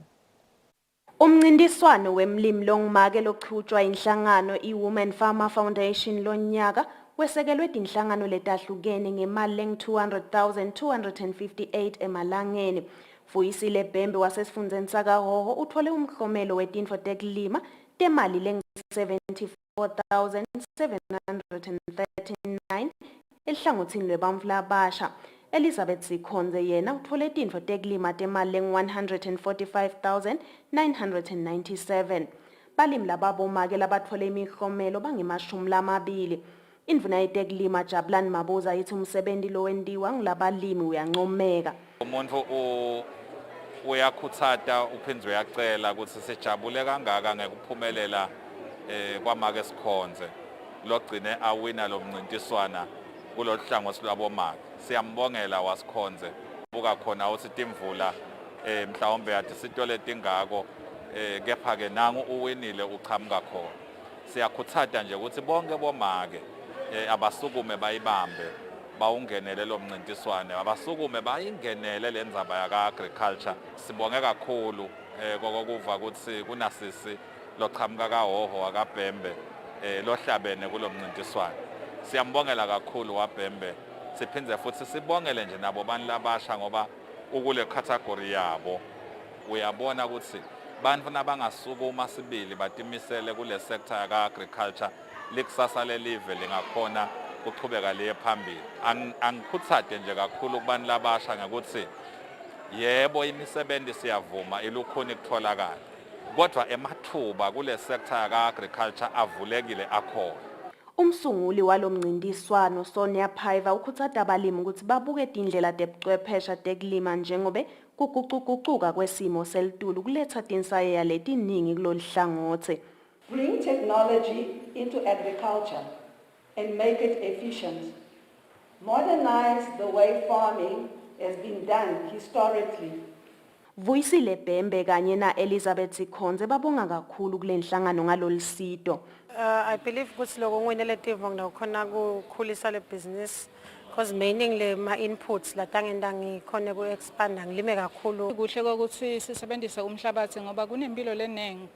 Umuntu angeke aphile ngaphandle kwekudla. Lo besenzaweni yelishumi uthole imali lengetulu kwetinkhulungwane letimbili. Lo mncintiswano sewuneminyaka leli-14. Etindzabeni teSwatini TV kubika Nelsiwendla ngamandla nginambongwa Dube Esivokotho. Elitiko letinkhundla David Ncampalala ivakashele isikolo lesincane sakaKhuphuka kubuka umonakalo lobekhona kulesikolo akulandzela ukuthi kunetimvula ethambisana nesangcotfo ngempela sonto yamhla tisithupha kulesetulu. Indvuna ivakashele lesikolo omaye kwetfula iloli ekulayisha tisebenti letigawula umoba takasicaca kaKhuphuka enkundleni yasemkhiweni. Indvuna yelitiko letinkhundla David Ncampalala ithumise bothishela ngekubonakala babuyele emsebentini nebafundzi bachubeka nekufundza. Khulumile umntwana enkosi ngija lapha uthi siseceleni kwetikolo letimbili nangembala nathi tiyafunda. Ungumuntu mawukubona lokhu lesikubona la celeni ungathi sithola imvula kanti nembala uNkulunkulu usibusisile ngemvula kulamalanga.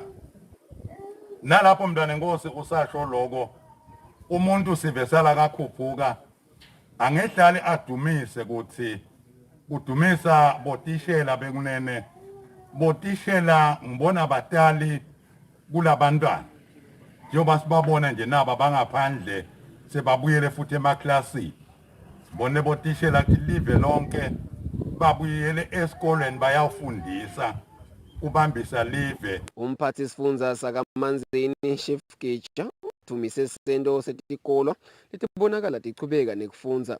Uvetile ukuthi imfundvo imcoka njengoba umhlaba siwabuswa imfundvo. Sitobona info lenhle. Mhlambe ngingakangeni kuyo minister ngivumele minister ngikhulume lokuhle lengubonako.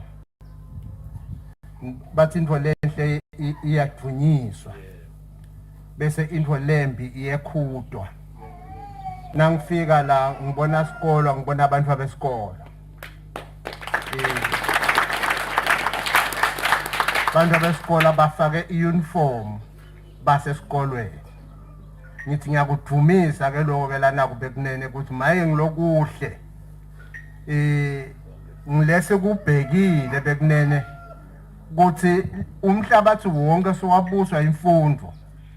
Tishila Nhloko wezinile Matsebula uthi noma bachubeka nekufundza kodwa uningi umonakalo kulesikolo ubangwe imvula letikhona kulamalanga. Babuye bonke balamaklasini nje bandisene siyaqhubeka siyasebenzisa. Nokuthishela bonke bakhona bonke. Bothishela bonke bakhona. Store room lesalikhisha naku ngaye lomhla ka5 kwangena imali lamanye masaka ekudla kwebantwana nje abasogcina. Bathi ke sezama lesakwenza masakhipha sizama ukukomisa lesakomisa.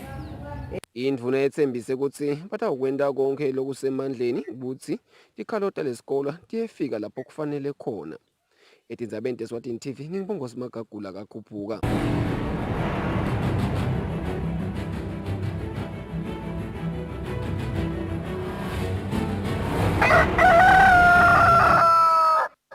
Umdlalo welicembu le-Royal Leopards Junior Magagula uthi kungakhethwa njengemidlalo odlale wagcama kusizini lephelile akukamfaki emande emadvoleni njengoba seloku uchubeke nako kudlala kahle kuleli cembu. Magagula bakhuluma ngemuva komdlalo wabo nelicembu le-Rangers kalanga esiteki.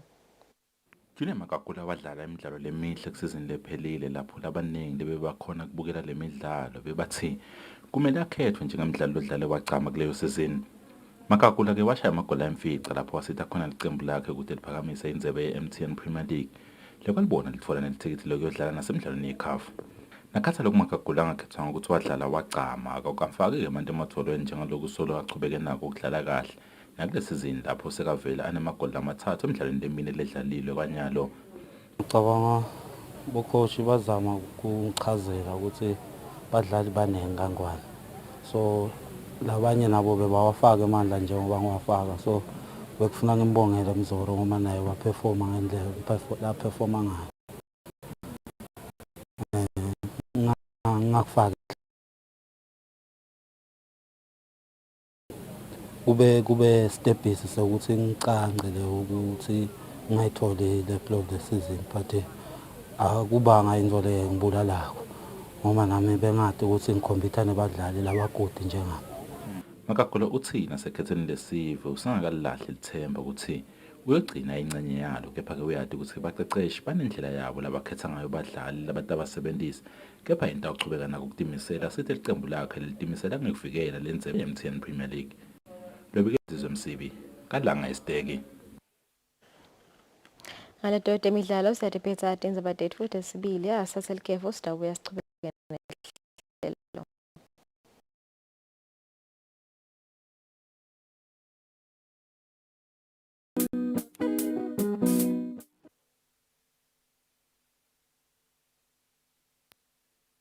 I do the most. Watch local TV on the go with the Eswatini TV app for only 20 emalangeni. Come on. Do the most with Eswatini TV app. Download from Google Play Store or App Store. We're good together. MTN.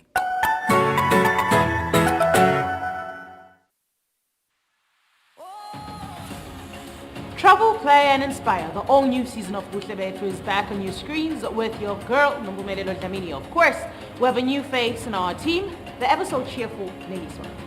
That's right, Bumi. This new face is ready for fun and adventure in the beautiful kingdom of Eswatini. I'm so excited to be part of this show in this season. We are the squad that is ready to travel and explore safely in this new normal, the COVID-19 era. That's right. Don't forget to post your pictures on your social media pages and tag us. Who knows, we might just join you on your next trip. Join us and be part of the Butlebethu squad as we travel, play and inspire every Saturday exclusive to Eswatini TV. You can watch the latest episodes of the show on YouTube or download the Eswatini TV app to keep up to date.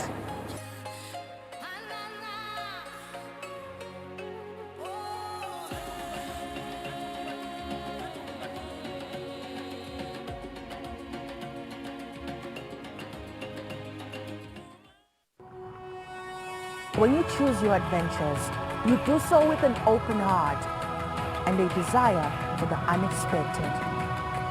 You embark on journeys to discover new worlds full of wonder.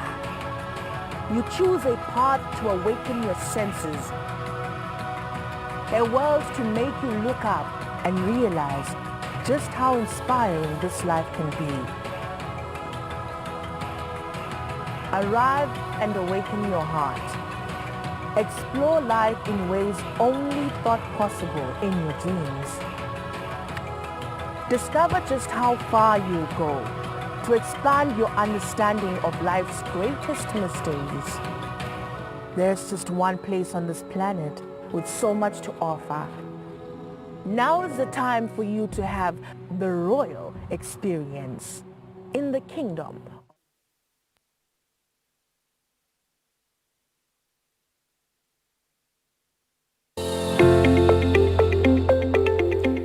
Hello everyone. Thank you for tuning in on Eswatini TV episode of Dream It, Achieve It, brought to you by myself, your new host, Nomalungelo Tilu Jele. Dream It, Achieve It is a program that encourages entrepreneurship skills for creative, unique business ideas that foster a proactive and independent youth. Be sure not to miss our Season 3 under the theme Youth Empowerment every Saturday at 10 a.m. on Eswatini TV.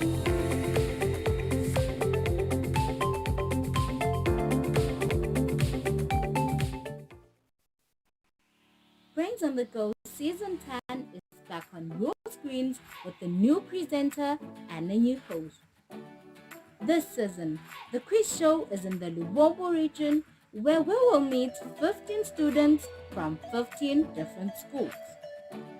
Join us every Thursday at 6 p.m. and find out who will be the actual winner.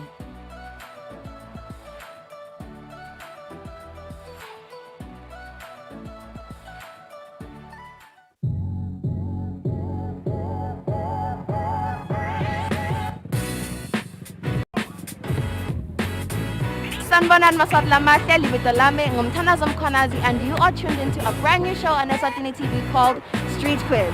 Street Quiz is a show that is aimed at finding out just how well you know your beautiful country and just how well you travel. Now,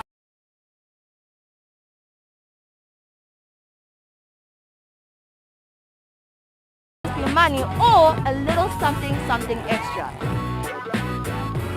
As for me and my team, Nidanibona every week from here just as long as you tune in and now wanna start Dingdongang Balege.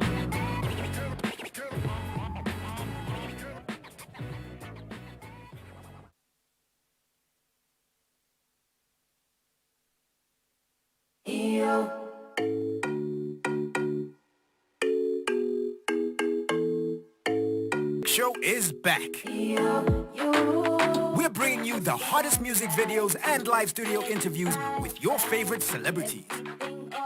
We're giving you a front row seat to the latest fashion trends as well as your weekend gig guide.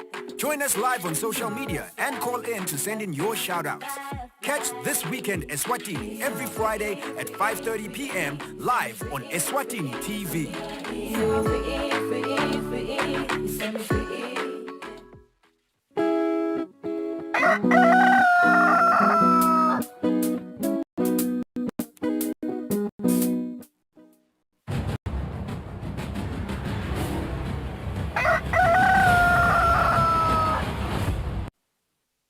Welcome back mbukeliso lobukela hlelo Kusile Breakfast Show asikuvuselana uLosanza kusivulela siyakhuluma kabanti ke lapha ngetindzaba temjovo wekugomela umkhuhlane COVID-19 lokushiya abantu la ngaphandle lokunye kuliciniso lokunye lokungemanga sesivele sinaye lapha Zanele Nhlabathi losuka khona ka Pact kanye na Kingsley Gwebu losuka khona enhlanganweni yaka UNICEF bathatha ke laba lokho laba kusho abantu ama rumors kanye nema myths laba washo ngemkhuhlane ngemjovo wekugomela umkhuhlane COVID-19 sava abantu ukuthi ngabe babese batenda njani etimvule tethiwo bantu bati addressa kanjani COVID-19 asinivusele sinemukele. Thank you so much.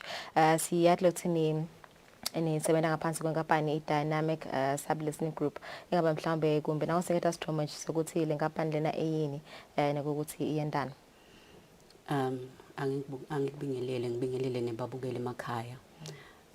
Basically i-dynamic listening is not really a company. Like you had said nje ukuthi ngisebenzela Pact. So Pact then funding from USAID. And then what happens is one of the mathematic areas are Pact is to support government mayelana ne-COVID-19. So then there's public health lebuke logo. So the risk communication and community engagement is one of the pillars in public health. So it's not really a company. So what happens lapo is there is like a technical working group. It then has different subgroups laba khona. Lawo ma subgroups lawo afaka khona le dynamic listening. So that is where different partners ngiko nje ukhuluma ngekuthi Mr. Kingsley Gwebu nami coming from the different partners are then supporting the Ministry of Health.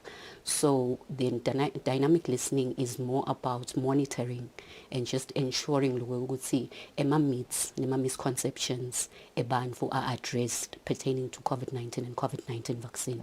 Okay. Yes. So ni wathola kanjani lama myths lawa nalama rumors lokho nje lapha kusho kubantu nithola kanjani kumena nangabuya ku Kingsley?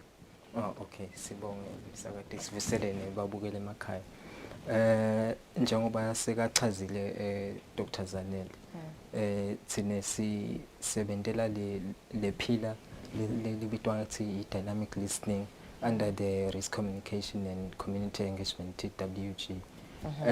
Kusho ukuthi ke sonke siyadi ukuthi during an emergency misinformation is spreadeka kakhulu because we know that information is power, so people are always looking for information to explain what is going on during an emergency.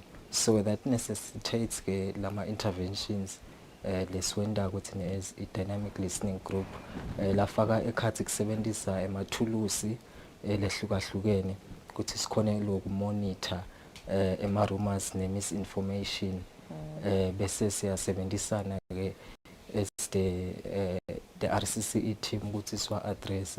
So emathulusi ke lesiwasebenzisako ahlukahlukene afaka ekhathi lithulusi lesilibita ngithi talk walker lesilisebenzisa ku monitor lokushiwo konke COVID-19 nemijovo ku social media. So ukuthi ke lethulusi leli lisebenzisa buchwepheshe lokuthide ukuthi likhone kusitholela lama conversations lendekako online about COVID-19. So ukuthi lama conversations afaka ekhathi ukuthi bantu bathini ngemjovo, yini ama fears abo, yini ema myths nema misinformation le labayivile, and so that nasikhona ke thina ngalithulusi loku tracker lokho siyakhona ke kube sesisebenzisana nalenye ipillar within the RCCE lesibita ngathi public communication. So le team leyo ke ngiyo lesita ukuthi bese siyakhona ku wa addressa lawo ma rumors. Kuyi sort of a survey noma like nje ngibekise ka Facebook ni dawuthatha mhlambe ama status abantu ma comments lokho labasho noma yi survey. It's not a survey, so it's a tool lethatha isebenzisa ema keywords to identify lokho labakusho kubantu about i-COVID-19 nema vaccines. So the tool is automated, iyakhona ke kusikhompilela konke lokho labakusho kubantu about COVID-19 and COVID-19 vaccines, and then that is where we are able to identify ukuthi lokho kuyi myth, misconception, and then we are able to address it from there. Okay, so kuvama kuba magama lathini nje, baye bathi nje phambi baye bakhulume bathi nje ngayo COVID kanye nema vaccines. Thank you so much. I think just to add before ngikuphendule kulombuto wakho, that is not the only platform that we use. Okay. So we have like 4 different platforms that we use. So this is one of them, layer social media like Shogo, which is basically monitoring conversations go Twitter and Facebook. But we then also have eHealth Alert. Okay. Yes, this is like a health alert app. So Lena, it's more of a WhatsApp helpline. Yes, lekhona kokuthi nayo it's like an automation lo isebenzisako, just like you're interacting with the app. Like you use different automations, and it depends ukuthi ufuna information lenjani nge-COVID-19. But that one also have a help desk feature. So lapho you are able to directly speak to a healthcare worker, and leo la ukhona kumbuta anything about COVID-19 or COVID-19 vaccine or any concern lonayo, or it could be a myth lofuna ubasho ukuthi ilele kusho ingiko yini. And then we also work in collaboration na 977, which is the emergency 977 helpline ya Ministry of Health. So siyakhona ukuthi nalapho whatever ema clients la shaya mhlambe abe nema concerns ngawo or imibuto lanayo, sebenzisana nawo lokuthi we gather whatever information nabo labayitholako kuleyo platform. And then the last one is, it's not everyone lo sebenzisa social media. We do have ema concerns labakhona mhlambe in the community.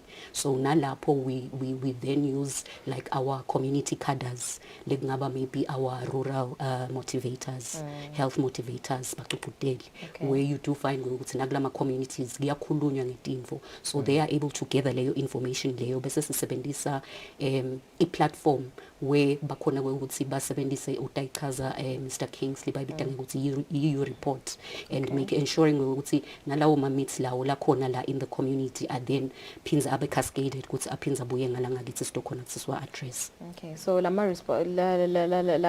meets kuba yinje bavame ukuthini nje lenitseni watfolile nje so far? Uyakhanza ukuthi bantu basacabanga ukuthi COVID-19 the vaccine has come na 666.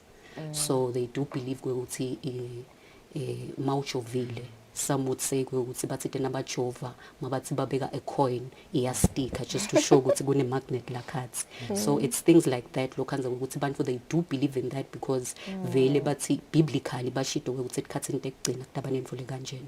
So it's such things lokhanza ukuthi then kuba nale vaccine hesitancy because umuntu futhi angeke ngize ngijove mina because angifuni kuba neliphawu la 666.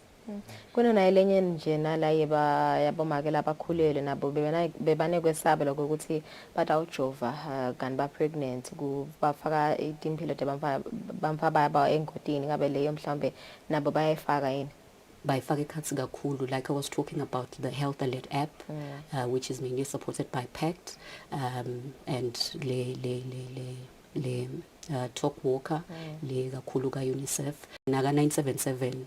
If we seswabuka lama because we then naseswahlanganisa onke the frequently asked questions, uyakhanza uzivele lokuvela kakhulu ngiyo nje le mjovo lokhuluma ngayo, where people are concerned, especially the breastfeeding women, ukuthi what if it angeke yini kuze kungaffect lokuthi nangijova, and then what's going to happen to umfanami. And so we have found that kakhulu in the different platforms. So that is what we do address, and siyabatshela lokuthi no, it is safe bangajova. So bese nina njani nje ni addressa kanjani lama issues lawo, like ni bese nibaniketa response kanjani, nibaseta kanjani kubatshela leqiniso, especially laba ku social media, nifinyelela njani kubo nje? Okay, kusho ukuthi njengoba bese sichazile ukuthi especially asengiqale ngale Health Alert app, the Health Alert app, there is a professional healthcare worker lo attendako. Kusho ukuthi if there are any concerns or questions labanayo i-public i-user iyakhona ke le healthcare worker kumnika the right correct and accurate information. Yes, and then go social media because mostly the drivers of the COVID-19 conversations are the partners lasebenta nala supporter litiko letempilo. So le tools lethu ke lesilisebenzisako ngalokuthi lona liyakhona kusilethela onke lama concerns onke lama myths and misconceptions ndzawonye siyakhona ke ukuthi send lama responses la coordinated so that yes we can respond accordingly. Yes. Okay, so ingabe vele mhlambe lama myths lama rumors lachubeka konje nge COVID-19 kanye nale nema vaccines ayilimete kanganani nje process yeku vaccinate because yakhumbula ukuthi asafika vele nje lemijovo ihype beyiletulu but yana kwangathi seyiyehla ingabe vele mhlambe lokukhulunywa abantu kuyilimete kanganani process. Thank you for your question. I think maybe just to add from the previous question that you had, especially with the Health Alert app, we respond within 24 hours. Okay. So we are like it's one person left a painfully bonkela ban for our healthcare worker. So what happens is because it's different individuals that are asking, but she ensures in a day we are like within the 24-hour period the people are and then coming to the question in terms of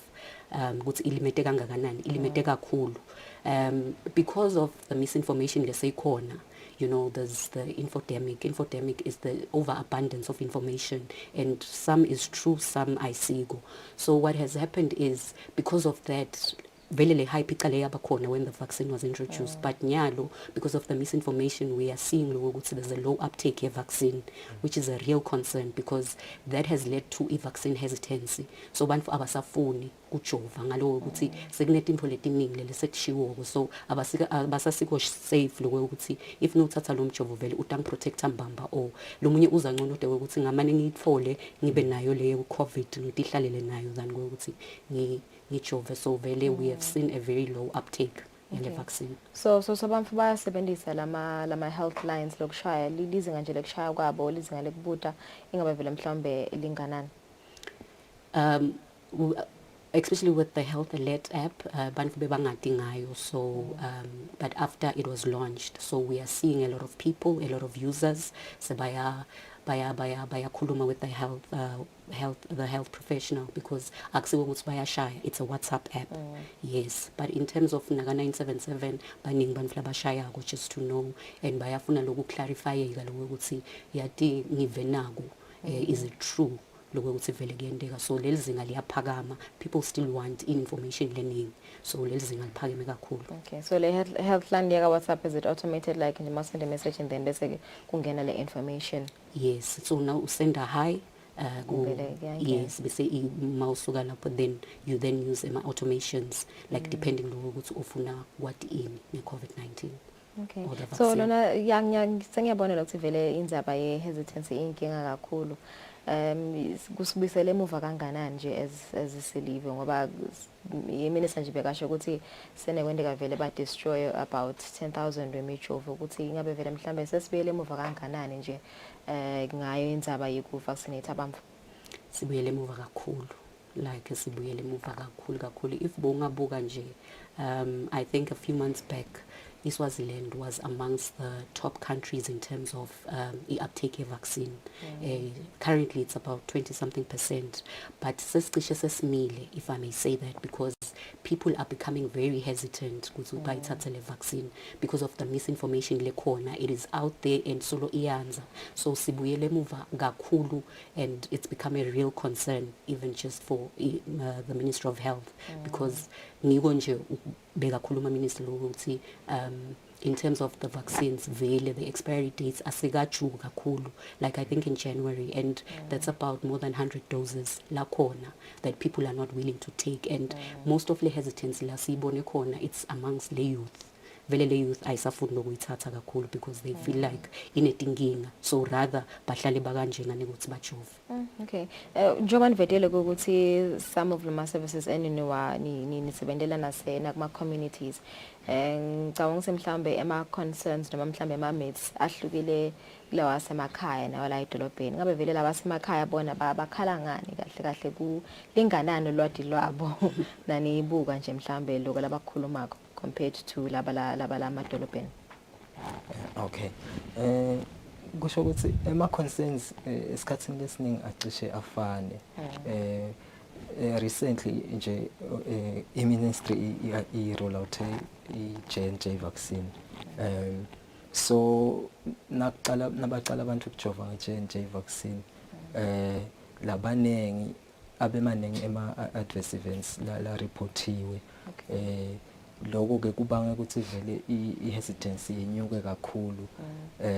So recently nje PACT conducted a repeat assessment on community perceptions about the COVID-19 vaccine. Ngicabanga ukuthi Dr. Zanele akhuluma kabanti ngalokho. So those findings asikhombisile ukuthi i-hesitancy inganani, bantu bathi kanganani ngevaccine, and kusikhombisile nalokuthi vele iyenyukile i-hesitancy due to lama misconceptions lafaka ekhathi adverse events lindekile after the vaccination rollout for a J&J vaccine. And you nje like countrywide vele nje le hesitancy. Yes, countrywide.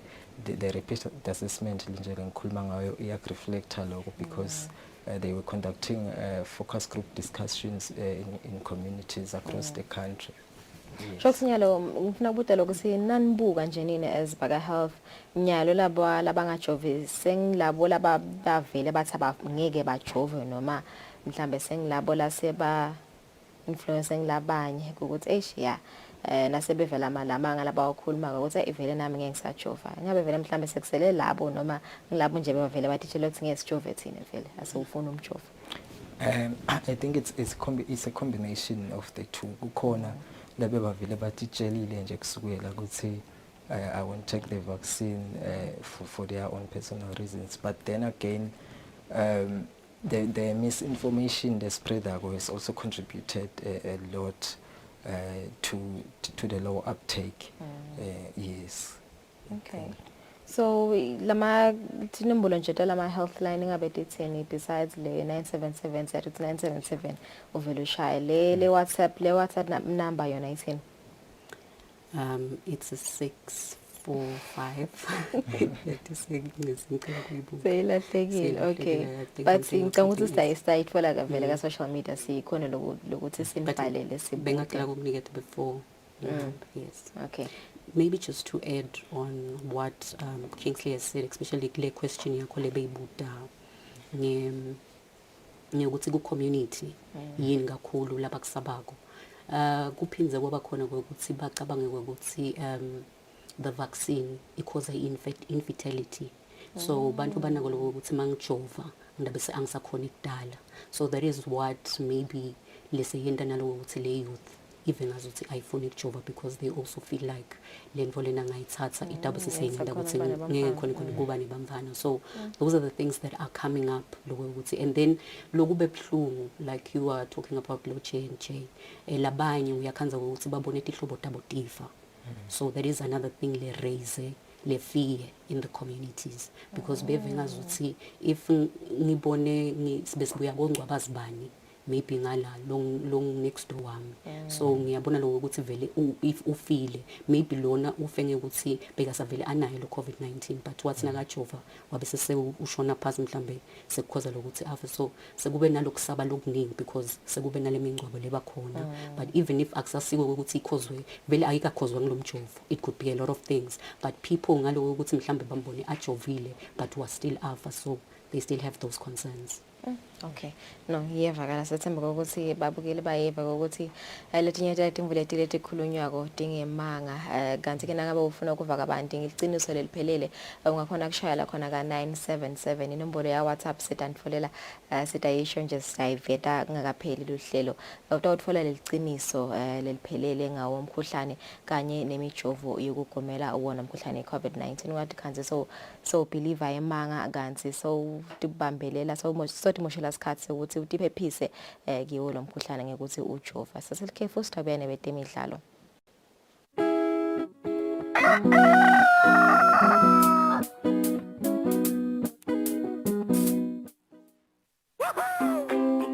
Pay your TV license quickly and easily with MTN Momo.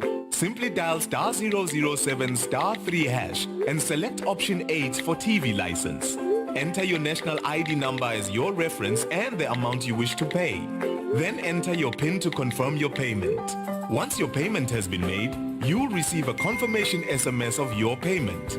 If you're a first-time payer, you get another SMS for your TV license. So legalize your entertainment from the comfort of your home. Pay your TV license the easy and convenient way with MTN Momo.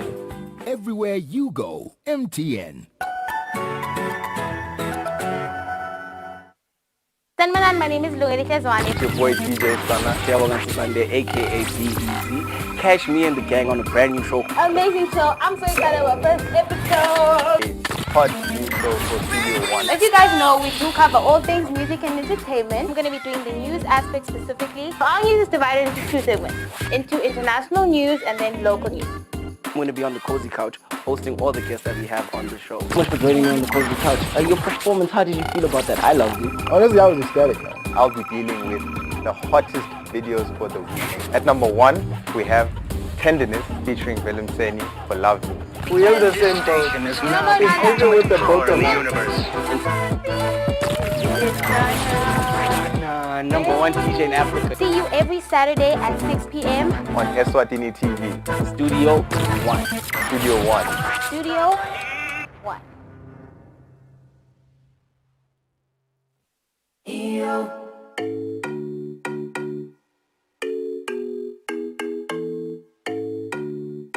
Your favorite music show is back. We're bringing you the hottest music videos and live studio interviews with your favorite celebrities. We are giving you a front row seat to the latest fashion trends as well as your weekend gig guide. Join us live on social media and call in to send in your shout-outs. Catch This Weekend Eswatini every Friday at 5:30 p.m. live on Eswatini TV.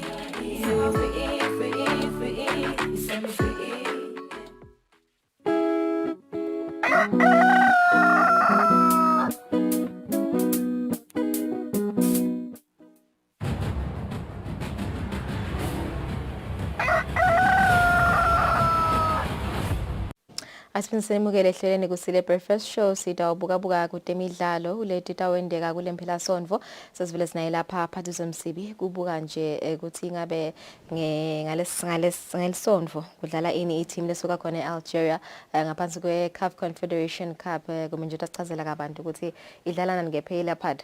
Yes. Yini mhlambe lesingayibheka nje kuwo lo mdlalo lo. Ngosale ngilele ngicantsi it's a game le irele phathe ku Confederation stage lapho khona mayingawina lo mdlalo lo taba yi2 left games mayiwina le game le itochubekela kuma group stages which will be the second time after Mbabane solo sekubene team lechubekela kuma group stages from Eswatini. So there is a team from Algeria, JSR Kabil, one of the big teams in Algeria. But the good thing is they are currently out of form ku league yabo njalo kubadlale I think 4 games basanga sebawina but draw on 4, so they are not in the very best of shapes labakuyo. But on the other hand Ira Leopard yona ngalanga kithi idlale 4 games nayo yawawina on 4, so I think iyona iku better form. But you know ukuthi these knockout games they are totally different ball games altogether, so my expectations are low to suka nawe ekhaya wa base ku league ngeke ameshe what you gonna find. Masofika udlala kule tournament le kanjena because there's a lot that is involved, including traveling. If we say there's a team from Algeria, you look how far Algeria is in terms of geographically, and compared to this, so there is traveling, there is all that, which the partner will have to return the second leg corner Algeria. So coming to this game, little bit like on Sunday, it's going to be very key for Israel part is a winner without conceding any goal. Manje khona nje kuwina kanot kube ne goal difference lecacako bahambe baye Algeria bathole i-draw ngicane batawe badlalile. It's going to be hard. Mavuso has never left us. Kudlala khona ama games akhona kulukhuni kuwina khona man, even for us here, even for the national team. I don't know lungelele ukuthi yini le nkinga lengaka, but hey ama-teammates wa struggle man kuwina Mavuso. Ayawina. Mangothi besabajwayele somhlolo. Besabajwayele somhlolo I think, but bayawina le Mavuso but kalukhuni mabawinile kalukhuni kanti phela uhlala ekhaya you have to do things better. But again, it's not happening. We are very optimistic that Israel part will make the nation proud. On Sunday, he came in at 3 p.m. All right. Sisikhuluma ngawe ma-MTN Premier League games ukuthi nawe ayaqhubeka this weekend. Longasiniyeta nje ukuthi kwendekani. Of course, Lungelele, starting with yona le Royal part ngikhuluma ngayo nje usidabudlala Africa. Yacela ke kuyo i-Premier League ukuthi icela manje even nema midweek games. Idlala igame yayo midweek because itobidlala ngeweekend. So ayifuni ukuchase yona. Kungcono ngisathi seyivele isengempili kanti lokhu uphokuchase ama game. So idlalile ke ne Rangers midweek lapho khona iwine 2-0 i-Royal Leopard. But the rest of the fixtures adlala kuyo iMpelasonto lapho khona kala eThabangulu Stadium double dlala yona eThabangulu Kellis, which will be the home team idlala nayo iGreen Mamba nga 2:30 Ntambama. And then kalanga now iMonene Pirates double dlala neMilling Hotspurs kuthi 10% idlala neMbabane Highlanders. And Guy Kings of Buza and Babana Sola Silhana Netambuti, Kulanzeli Manzin Ondras, Nemalandi Chiefs, Prince of Wales, E444, Ilana Manzini Sipet, Besaus Pinzagalanga on Sunday, the E444, Prince of Wales Ilana Sunday, and Tinyosi Tijara Ne Buffaloes Galanga on Sunday again. So just to add, La Pulunga de Laguti, Emma supporters are conjuring Jalo Guti, Kulama Fiction Mabita, when you go to the Chalimafus. Lokusho ukuthi ama fans la yako lawo la Jovile of course njalo lokuhlala kusho ukuthi kuya ngokuthi uJovile yini atoba ngilo 500 maximum emantsini atoba available per game lo 500 per stadium to make it simple. If you're going to Kings of Posa, you know just because to 500 to my teams. Ungasho ukuthi ukhatha 500 for a game emantsini Ondras neMaland, and then you want another 500 for a game eMbabane Swallows and Netambuti. No, it's just 500 for Kungenache Stadium for both games, which my tickets are gonna hamba nga 50 rand. So I'm just making a clarity on this ticket side because bantu baba confused. It's okay because I'm two games in the kanjani. Kude ma game Mavuso. It's only Mavuso right now who accommodates a maximum of 2,000 fans for now. But the rest of the field accommodates 500 fans. So yeah, that's what's gonna be happening.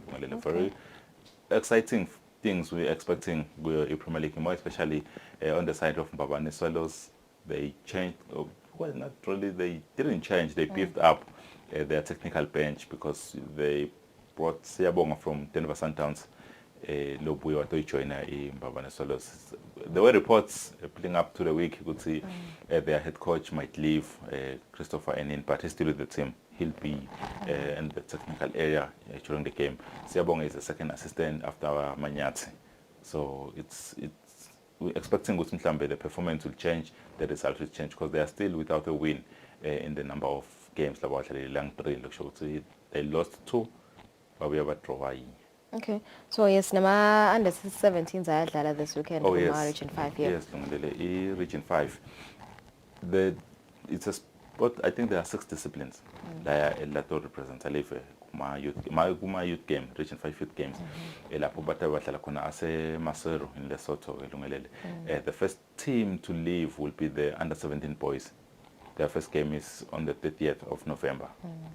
This very month. Lapho kona batala ne Zimbabwe. And then their second game will be against Zambia by Konale Lesotho. So the team is leaving Sunday. Today they'll be bidding farewell to the Minister of Sports, and then Sunday they'll be traveling with their head coach Sabelo. He was the assistant, but because of the head coaching Edwin coach Royal Leopard, later Sunday, so he can't travel with the team because Melepinze or return in 5 at jail. So he can't really travel with the team because it is only Lesotho.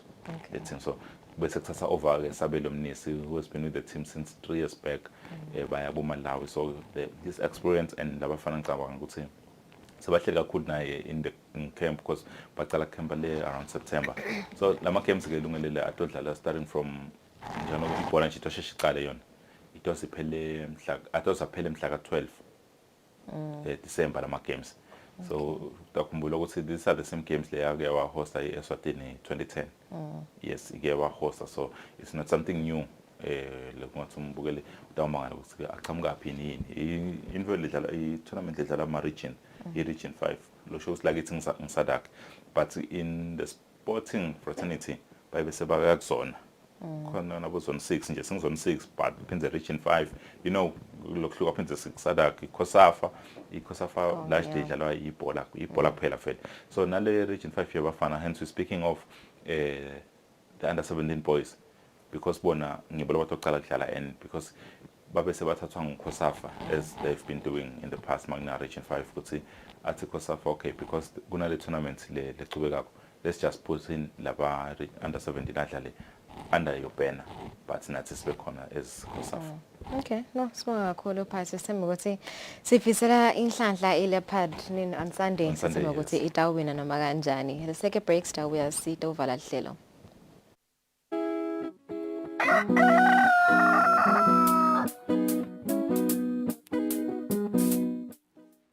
I do the most.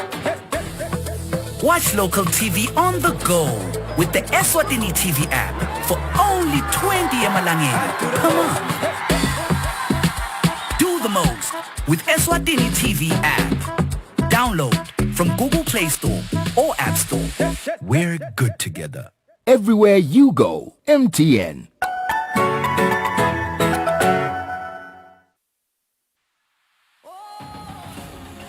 Travel, play and inspire. The all-new season of Buhle Bethu is back on your screens with your girl, Nombumelelo Dlamini. Of course, we have a new face in our team, the ever so cheerful Neliswa. That's right, Bhumi. This new face is ready for fun and adventure in the beautiful kingdom of Eswatini. I'm so excited to be part of this show in this season. We are the squad that is ready to travel and explore safely in this new normal, the COVID-19 era. That's right. Don't forget to post your pictures on your social media pages and tag us. Who knows, we might just join you on your next trip. Join us and be part of the Buhle Bethu squad as we travel, play and inspire every Saturday exclusive to Eswatini TV. You can watch the latest episodes of the show on YouTube or download the Eswatini TV app to keep up to date.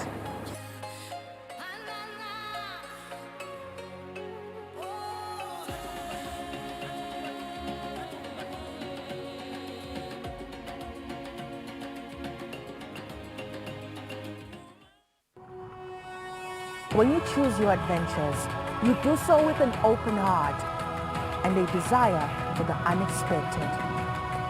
You embark on journeys to discover new worlds full of wonder. You choose a path to awaken your senses, a world to make you look up and realize just how inspiring this life can be. Arrive and awaken your heart. Explore life in ways only thought possible in your dreams. Discover just how far you go to expand your understanding of life's greatest mysteries. There's just one place on this planet with so much to offer. Now is the time for you to have the royal experience in the kingdom.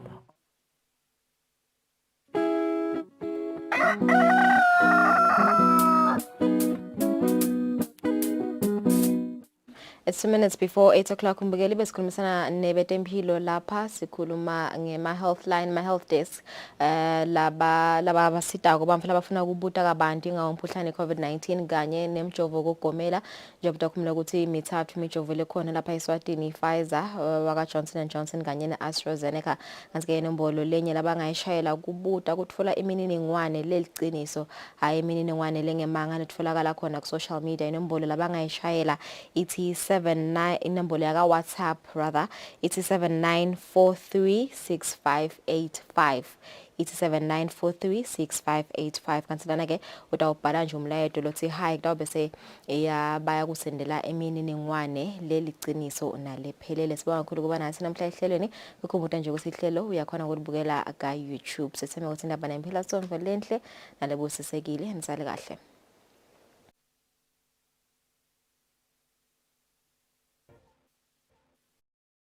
Right, Black Friday.